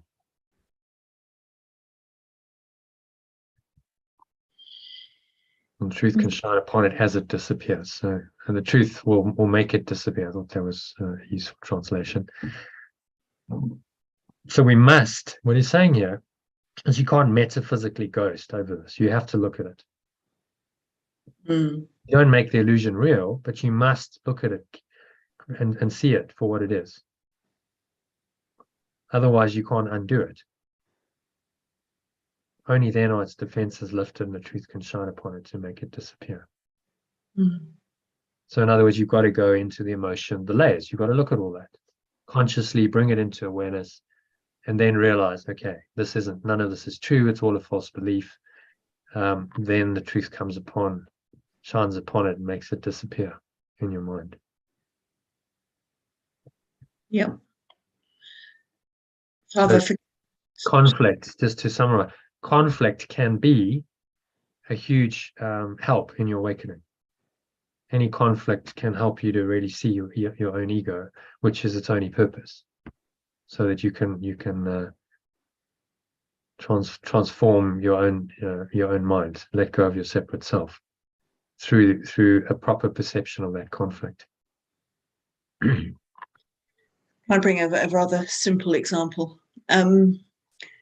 So back in August, my car got hit by a rubbish truck, and I spent months trying to get the council to take responsibility. Then decided it wasn't theirs. Then I had to go directly to the company whose truck it was, and went round and round in circles. And now we've reached the point where the only route I have is to make a police report. And there's part of me thinking, oh God, here we go again. Like I haven't had enough of all that. But then to just walk away from it, well, I could just pay to get the car fixed. It's, it's a lot of damage. It's 3 panels. It's going to cost a lot, but I could just pay for it. And is that what I just have to do just to avoid the conflict? Or am I avoiding looking at it? I don't know. I don't quite know how to approach it, really. I mean, on the one level, I think, well, it's just let it go. But do I, whenever I've let these things go in the past, they come back in another form. Do an instrument for peace on it, because it'll show you the self-concept that's at the core of it. And when you can see that, then the answer comes. So, okay, well, then what you do will come out of that realization. Work through the process. That's what it's for. The conflict's there to reveal the self-concept.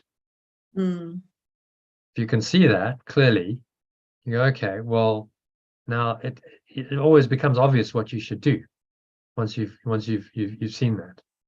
Right. Okay. Then the answer comes. But as long as you're confused, then you don't know. So work through the levels. Go to the level of desire and the self-concept that's behind it, and then when you pop that out and you go, oh, okay, I see that clearly. There'll be a letting go in that, and then usually a solution will come out. They'll be like, okay, well, if I were to go through it, I'd say, well, my desire is to have the people responsible fix my car for me. So if yeah, but is that the ego? Or is that the spirit? You see, people responsible on the level of form.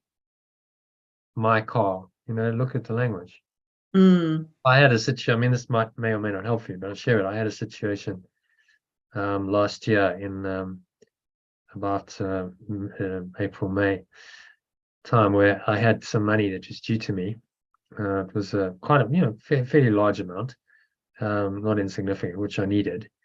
And this lawyer had got involved, and he was saying, well, actually you're going to get a lot less now.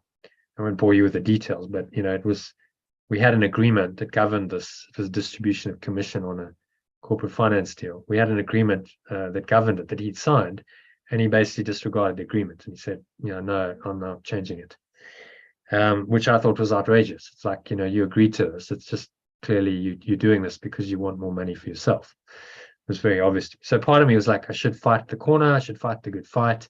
This guy's clearly wrong, and I should go for the whole amount, because it's not right to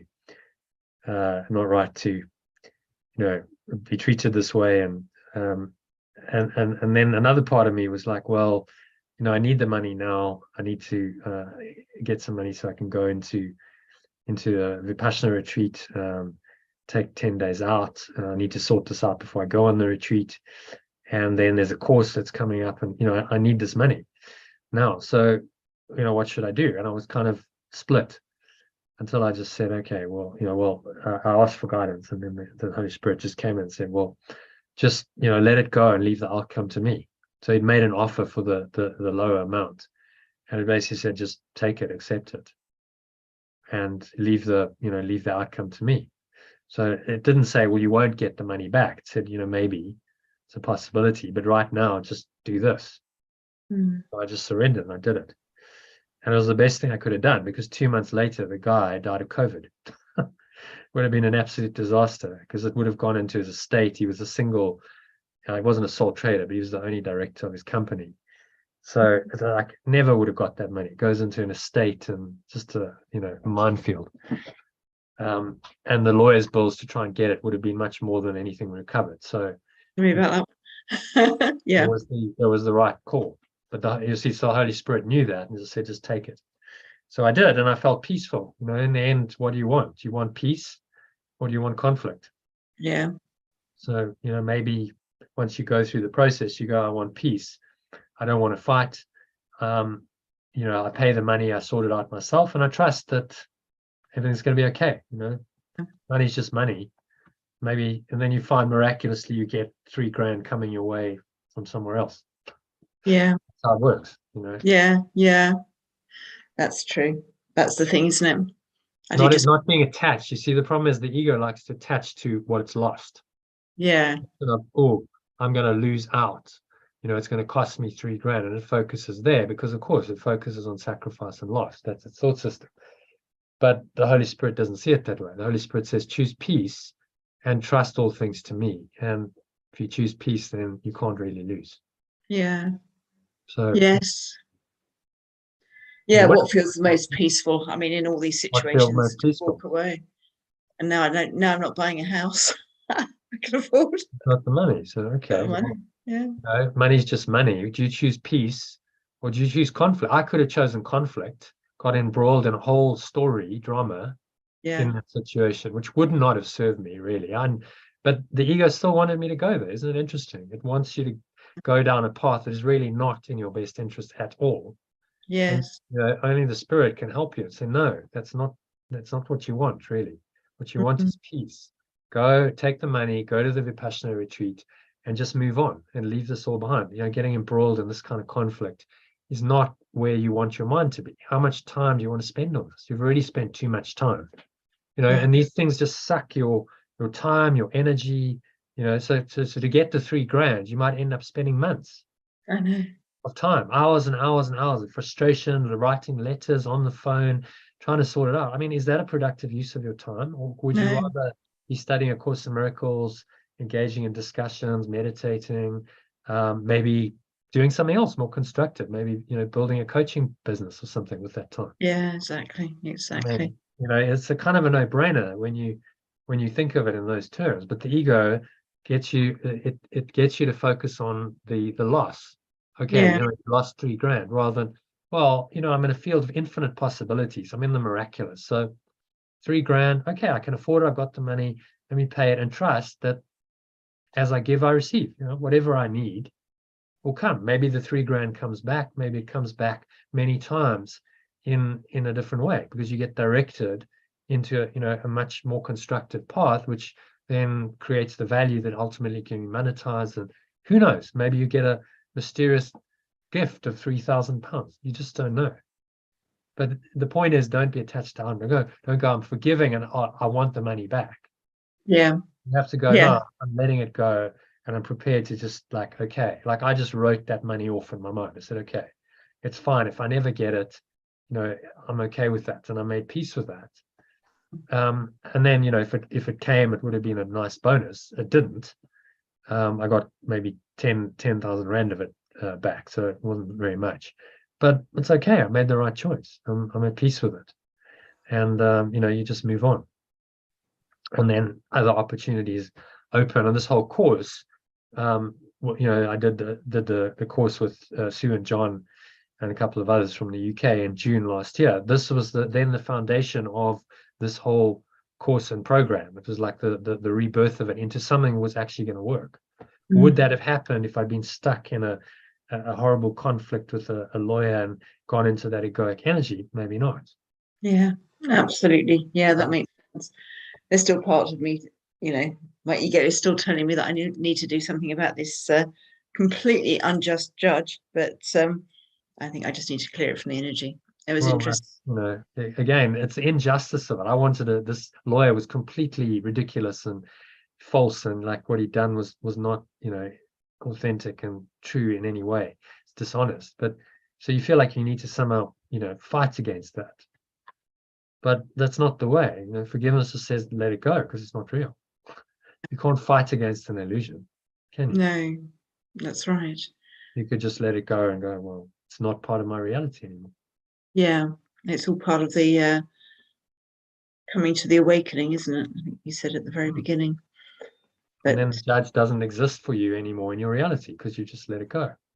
Yeah, and of course, I've always been worried that if anything happened, I'm going to end up back in front of that judge because she did some daft small claims thing that a tenant brought against me, which should have been absolutely cut and dried that the tenant was wrong, but she still found against me. So I have this feeling that I will never ever get justice.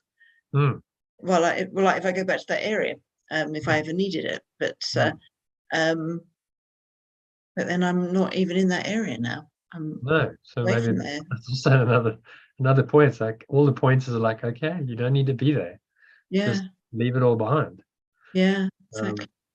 Leave the drama and the conflict and the separate self that was involved in it behind. And you can't find justice in the world. That's the teaching. You never find it in this world. Yeah, The that's world is designed to be unfair. yes. You understand that the world was designed by the ego to be unfair, to unfairly treat you, so that your victim identity could be justified, and you could continue to feel that you're separate from everyone and everything else. It's a setup. It's designed that way. Yeah. Yes. When you Yeah. understand that, okay, well, I understand the game then. I'm not trying to make this into something that it's not. It wasn't designed to work. Yeah. And again, that whole situation with the judge as well, it was all set up. The whole thing was extraordinary. So it's been a sort of projection of a setup as well, another part of the ego mind. Yeah. All very, very visible. Yeah. But then you see through that and you go, okay, that was just a setup. The ego set me up for that. It's trying to convince me that I really am a victim and I really am unfairly treated, and the world is a cruel, harsh place that's unfairly treating me, and love is not true and love is not real and I'm unlovable, and on and on it goes. It's trying to convince me of that through the projection. But I don't have to believe it. Your freedom lies in, okay, it's a load of nonsense, absolute rubbish, not true. Yeah. Yes. Never was true, never will be true, just totally false. So I don't have to believe in it. Yeah. I don't have to engage in it. I don't have to give it any reality. I couldn't leave it all behind. And often there's a course of action and it comes from that awareness. Okay, just leave it all behind, let it go. Just don't engage in it. Yeah. Maybe you move away from the area. Okay, the judge is left behind. She's not in your reality anymore. She's left behind, and you thank her. Thank you for the lesson. You showed me that I will never find justice in this world. Yes. I won't find justice in heaven. That's the only place you're going to find truth and justice and beauty and all the things your soul yearns for. You will not find it in the legal systems of this world, as he says to us very clearly. All of its all of its laws and its rules and its acts and its legal systems. All the twisted laws you set up to save you. Yeah. Yeah. These are not laws, but madness. It's interesting. I mean, you hear the concept, it's in the Bible as well, divine justice. And I think a lot of people think of that as being, well, God will sort that person out. But of course, it's not. It's the way you've just explained it. It's, finding that justice and balance is the word that came to mind, because that's ultimately what justice is, isn't it? If it's meant to be, you find that in heaven, in the awareness. It's totally fair. It's totally loving. It's always completely consistent, fair. That's the only place you're going to find it. You're not going to find it in the ego. Yeah. And there's a great lesson for you. Just showed you that you're not going to find it there. So let it go. Yeah. Leave it all behind and go to the truth. The laws of God make free. The law of oneness is the only law that will free you. Yeah. In which case, a very valuable experience. You needed it to awaken. Yeah. Yes. Very valuable. But then there's a point where you can let it go. It's okay. It's not. I don't need to dwell on it and keep going over and over. It's like, okay, let it go and move on. Valuable until it's necessary until you realize it's unnecessary. That's the paradox of it. Yes. You needed it to awaken until you realize, okay, that's just a complete waste of time and I can move beyond it. But you needed to come to that realization through the experience of it. So Exactly. all perfect, all absolutely perfect. You can only just be thankful. Yeah, exactly. And it's part of me starts to feel guilty about the time I've wasted, but I think you nailed it. Not a waste. I have a high tolerance for this stuff. If you can awaken through that experience, it's not a waste of time. It's the whole point of your life. And that Yeah. experience was a major part of your journey, so it's not a waste. No, exactly. Part of your journey of awakening. Yeah. Is all you get to do. So you can only be thankful for it. So okay, well, thank you for showing me there's no justice, and thank you for showing me the evil nature of the ego so clearly, so that Yeah. I can see it for what it is, and then I can clearly make another choice, and I can go to the light. Whereas before you were just kind of in some kind of dualistic mush, really, not really knowing who you were, trying to figure out the world, not really making sense of it, got some spiritual beliefs hanging around in there, but not really making sense of any of it. And that's a very compromised life. Yeah. There's no clarity, there's no authenticity. You can't find genuine joy, peace, happiness, love. You can't really serve anyone because you're confused yourself. Yeah. You don't know the truth. Whereas now, you come to the clear understanding of this, you can really be useful. The Spirit can use you. So, okay, you're a clear channel. It can help you to spread the great rays into the world. Yeah. The bringer of light into this world in your own unique way. The Spirit will guide you to use your talents, abilities, everything that is about Jackie that's unique will be used by the Spirit to help you to then serve the light. Yeah. So then, well, perfect. That we talked about the divorce side. Perfect. I mean, you could be a great divorce counselor. Absolutely. Yeah. There's part of me wants to move away from all that, but well, maybe not. I mean, I don't know. But yeah. your point of pain is usually your point of purpose. That's where your purpose comes. So I wonder whether I'm meant to be writing a book somehow. Well, maybe you can write a book about it. Just be open to the guidance.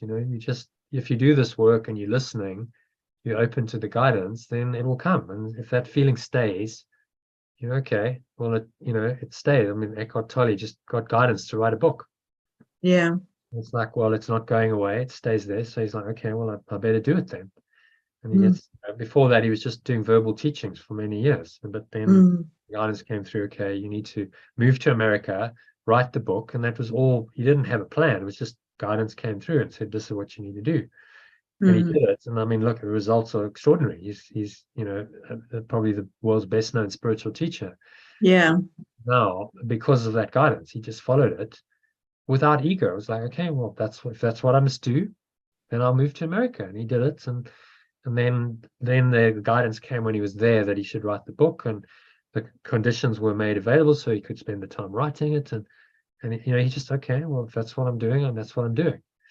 No ego involvement. And the results have been extraordinary. That book has changed the lives of many people. And he's probably the best known spiritual teacher in the world now, who's impacted millions and millions of people's lives because he followed the guidance. So you just don't know. Write a book, the same might happen for you. It'll be your own unique hero's journey. That's Yeah. kind of interesting. That's inspiring. Okay, so how does Jackie's life done with the Spirit, how does that look? Yeah. That's a whole new ball game, isn't it? It's a whole new adventure. Yes, very interesting. Yeah, very. So it's like, okay, there's actually oneness isn't boring while you're here. It's actually the most interesting, exciting thing you can do with your life. You're ultimately going to go beyond the whole drama, but while you're here, that journey can be very inspiring. A happy dream. You can really feel it's meaningful and purposeful, because you're serving the light. You're serving the only purpose that we have here, in your own unique way. Yeah. So your special function or your higher purpose, and then actualizes all of this stuff that and it manifests and extends it into the world. And then you come up and extraordinary things can happen when you do that. So yeah.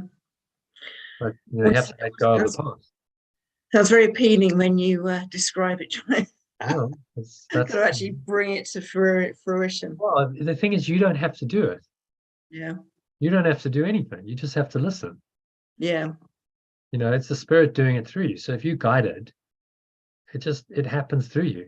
It's like effortless effort. Okay, write a book. Okay, well, and now you've been given the situation where you can do that. You've got a nice home. It's spiritually oriented. You've got the money because you're not spending it on a house. Okay, well, spend the time to write a book and follow the guidance. If that's the guidance, I don't know.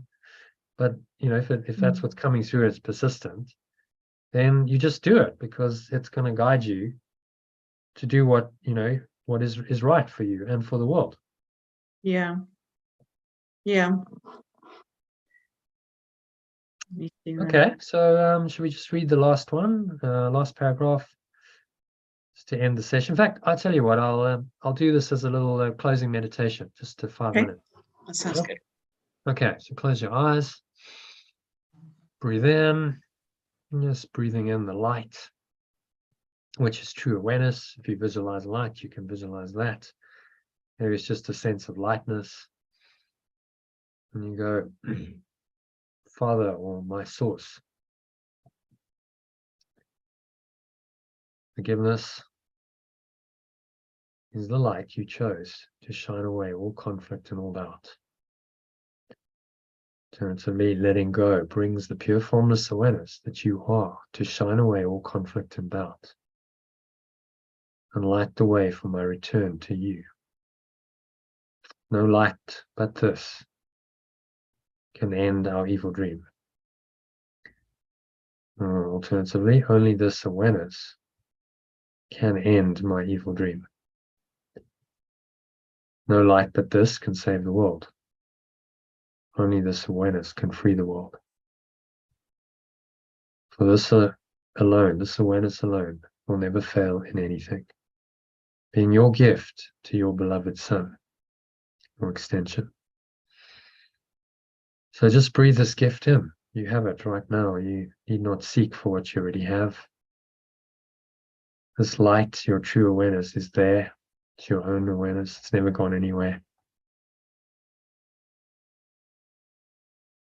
It's perfect, pure, formless awareness of perfect love is in you. It is the light of your true awareness.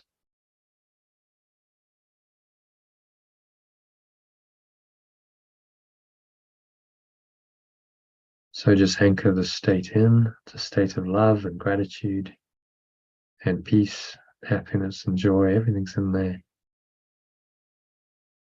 You anchor the state in, set the intention to stay there for the rest of the afternoon and evening, and you can do that by practicing today's lesson. Use the short breath break I've sent you or written instructions and a telegram or email message just to top you up. Listen to one more meditation this evening. To stay connected to this presence, your own true awareness.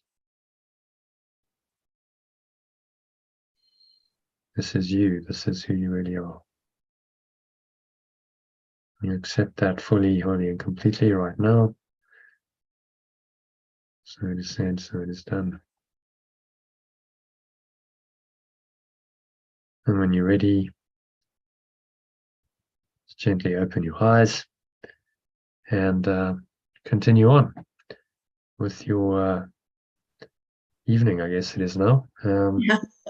It's hopefully very connected, light, expanded, flowing, joyful, peaceful state. Lovely. Thank you, Johnny. It was a really good session. It was. Because I needed it. Did you like the structure of the half hour or 40 minutes and then breaking I did. Yeah. I think that's very good. Yeah. And I think it's good that there was less of us all reading it and less, it felt like it had more momentum. So you were teaching it, being more selective about which bits we read. I thought that was very good. Yeah. So we can do that. I think the teaching in the beginning, I can do that in the first half an hour, 40 minutes with the meditation. And then there's a packet. There's like, okay, you want to get that. It's like a short, sharp download. You can come for the half an hour, 40 minutes, get it, and then go if you need to. If you want to go, we've been going now for nearly 4 hours. You want to go into the depth of immersion, then, carry on. But a lot of people can't do that. So at least they get the half an hour. And then you can invite people to that. Say, look, it's only half an hour, 40 minutes. Join, see if you like it, and then they can, exit. It's a natural exit point. Yes. They need to. I suppose the only thing I would say, some of the people I might invite are already doing the course lessons with various other, teachings that you can get online. And they tend to start lesson 1 on January the 1st. So I wonder whether the lesson comes later. The meditation on the lesson comes later, because they might feel that because the course says only do 1 lesson a day, doesn't it? So if they're on their schedule with the lessons, they may not want to switch to this schedule for the lessons. So yeah, well, the lesson comes later, this lesson. But what Sally and Yad, and they just said, okay, we'll just join this. It doesn't really matter. We'll just start where you start, so that we're in sync. Yeah. Otherwise, you've got 2 lessons going on. So it's a commitment then. You say, yes, I commit to this, and I'm going to let go of everything else, and just at least give this a try. For the 3 weeks, give it a trial, and if I really do this, see how it works. The reason it's like that is because I started it on 23rd of January, which gives me a little bit of time to get people on the course. As of the 1st of January, I didn't have anyone, so that was the problem. It's like I'm starting a course with no people, and this is prime time. People are like, okay, now I'm up for something new this year. It's a prime time for for a bit of marketing to get people on a course which starts a bit later. So that's what date does the actual course start? The February. 5th of February, I think it is. 5th of February, so a month from now. Yeah. Almost a month to the day. It's a Sunday, and we always start on a Sunday. And it's just the start of the 1-year program, but there's the 6 weeks, there's that's how this program started. There's a course, and there's a structure to it. So you could just do the 6 weeks, get a lot of benefit, and say, okay, I'm jumping off there. I've got some benefit, and maybe I'll study the course on my own. But the ongoing program is like, I like this. I'm introduced to the course, and I want to go further. Then it takes you through the whole year. So join it, and it's profoundly transformational. It'll get you to the core. We really look at the ego and really expose it, and help you to let it go, which is the only thing that's worthy of the name of transformation. So when you go into that core level of the self-concept, and it becomes very personal. You do that experientially. Each person gets that experience of, okay, this is your ego, not conceptually the ego is this and the ego is that, because this is kind of easy in some ways. You can hide behind this language, can't you? Or the ego is this and the ego is that. No, my ego is this is what my stuff is. And then it really starts to burn. It's like, oh, that's very uncomfortable. But that's when the transformation happens. So I just guide you through that processes, various exercises and mind training, as well as studying the course itself in those 6 weeks. So I look forward to it. It's good. If you know anyone who's interested, I'm running a masterclass on the Wednesday next week in the evening, and I thought, this is just an idea, but maybe just integrate and actually run our session as the masterclass, because so far I've kind of split them, but I'll actually run it as, okay, we're going to do this format so people experience it. I think that's a good idea, because at the end of it, I'll just talk about, you could drop off and I'll say, look, I'm just going to spend 20 minutes talking about the program and, what you can do and how you can get involved and stuff, in which case the members could drop off. But I think that's going to be more powerful than just a PowerPoint presentation or something where, there's not a sense of that community. So next Wednesday. 7:00. If you could note that and invite anyone to join. You say, look, I'll be on the call. And then it can become like they get an actual feeling for what it's like to be in the sessions, because that's the whole point. Yeah. Because actually every day is a masterclass. Yeah. Every day you get a deep dive into it. It's a different class, really. So, okay, you're getting a class and, the experience of it. And would you like more of this? Yes. Okay, well, join the program then. I'm going to... Have you got, could you just type something up and send it as something that I can forward on to people? Yeah, I will. I'll send it out in the email tomorrow as a little blurb and say copy and paste this, and you can send it on to people. So put it on Telegram. Yeah, I'll put it on Telegram as well. So that you can just copy and paste that. You can personalize it if you want to, but it'll basically be in the first person from you, and then just if you want to add anything in, you can. But it's basically got the essence of it, and I've got a little video as well, which you can send to people. And that's the most powerful way. You give them a personal invitation, reach out to them. They're much more likely to join than if they saw an ad on Google or whatever. I might send the Great Raise explanation that you did today, because I know I've asked, I've got another Course in Miracles group. I've asked people what they think about that, and they've not really understood it either. So that would be helpful to send out, and then they can hear you explain. Well, it's in one of the recordings. I think it's in the was it the first one or the second one? In the expression session. So it'd be the third recording, I think. Third recording, but I'll make a note of that in the recordings. I always put a note and say this is what this recording is. So so you can forward that on, and spread the word, and let's see if we can get a good bunch of people on board by the 5th of February. Get a group of, there's already a core group who are doing this, so I'm going to reach out to everyone who's already members and say, look, you're up for this. But a few other people, and if we get a nice group of 10 or 15 people, it'd be great. Okay. And I give a referral fee as well, 20%. So that's okay. That's a lot. I was worried about that. It's good to see it succeed, and get enough people. Well, it means you can, if you've got 5 people, your membership's free. When you come to renew, it's like, okay, well, I don't have to pay, which is quite helpful. Okay, so thank Brilliant. you. Thank you, Jackie, and everyone else who joined, who's not here with us. Good session, and we'll see you tomorrow. Same time, 12:30. Well, I find that a bit early personally. I would rather do it a bit later, even if it's say 2 o'clock or something like that. But because it does, when we go on for 4 hours, it takes up a large chunk of the day, and I've got stuff. Or do it at 5 or 5:30. Yeah. That work? You'd rather? Don't mind. Normally, have some dog walking responsibilities in the sort of before it gets dark, ideally. So if it's 2, then I'd have to do it before, which I suppose is doable. But maybe 4:30. It's dark now. Would you be back by 4:30? Oh God. Yeah, we could do 4:30. Yeah, should we do 4:30? Yeah, does that work for Sally? Let me just check with her. Yeah, she'll be back. Should be back from the dog walk. She likes to dog walk before it gets dark. I've just lost you. I don't know why. Yeah. Okay. Blank. Yeah.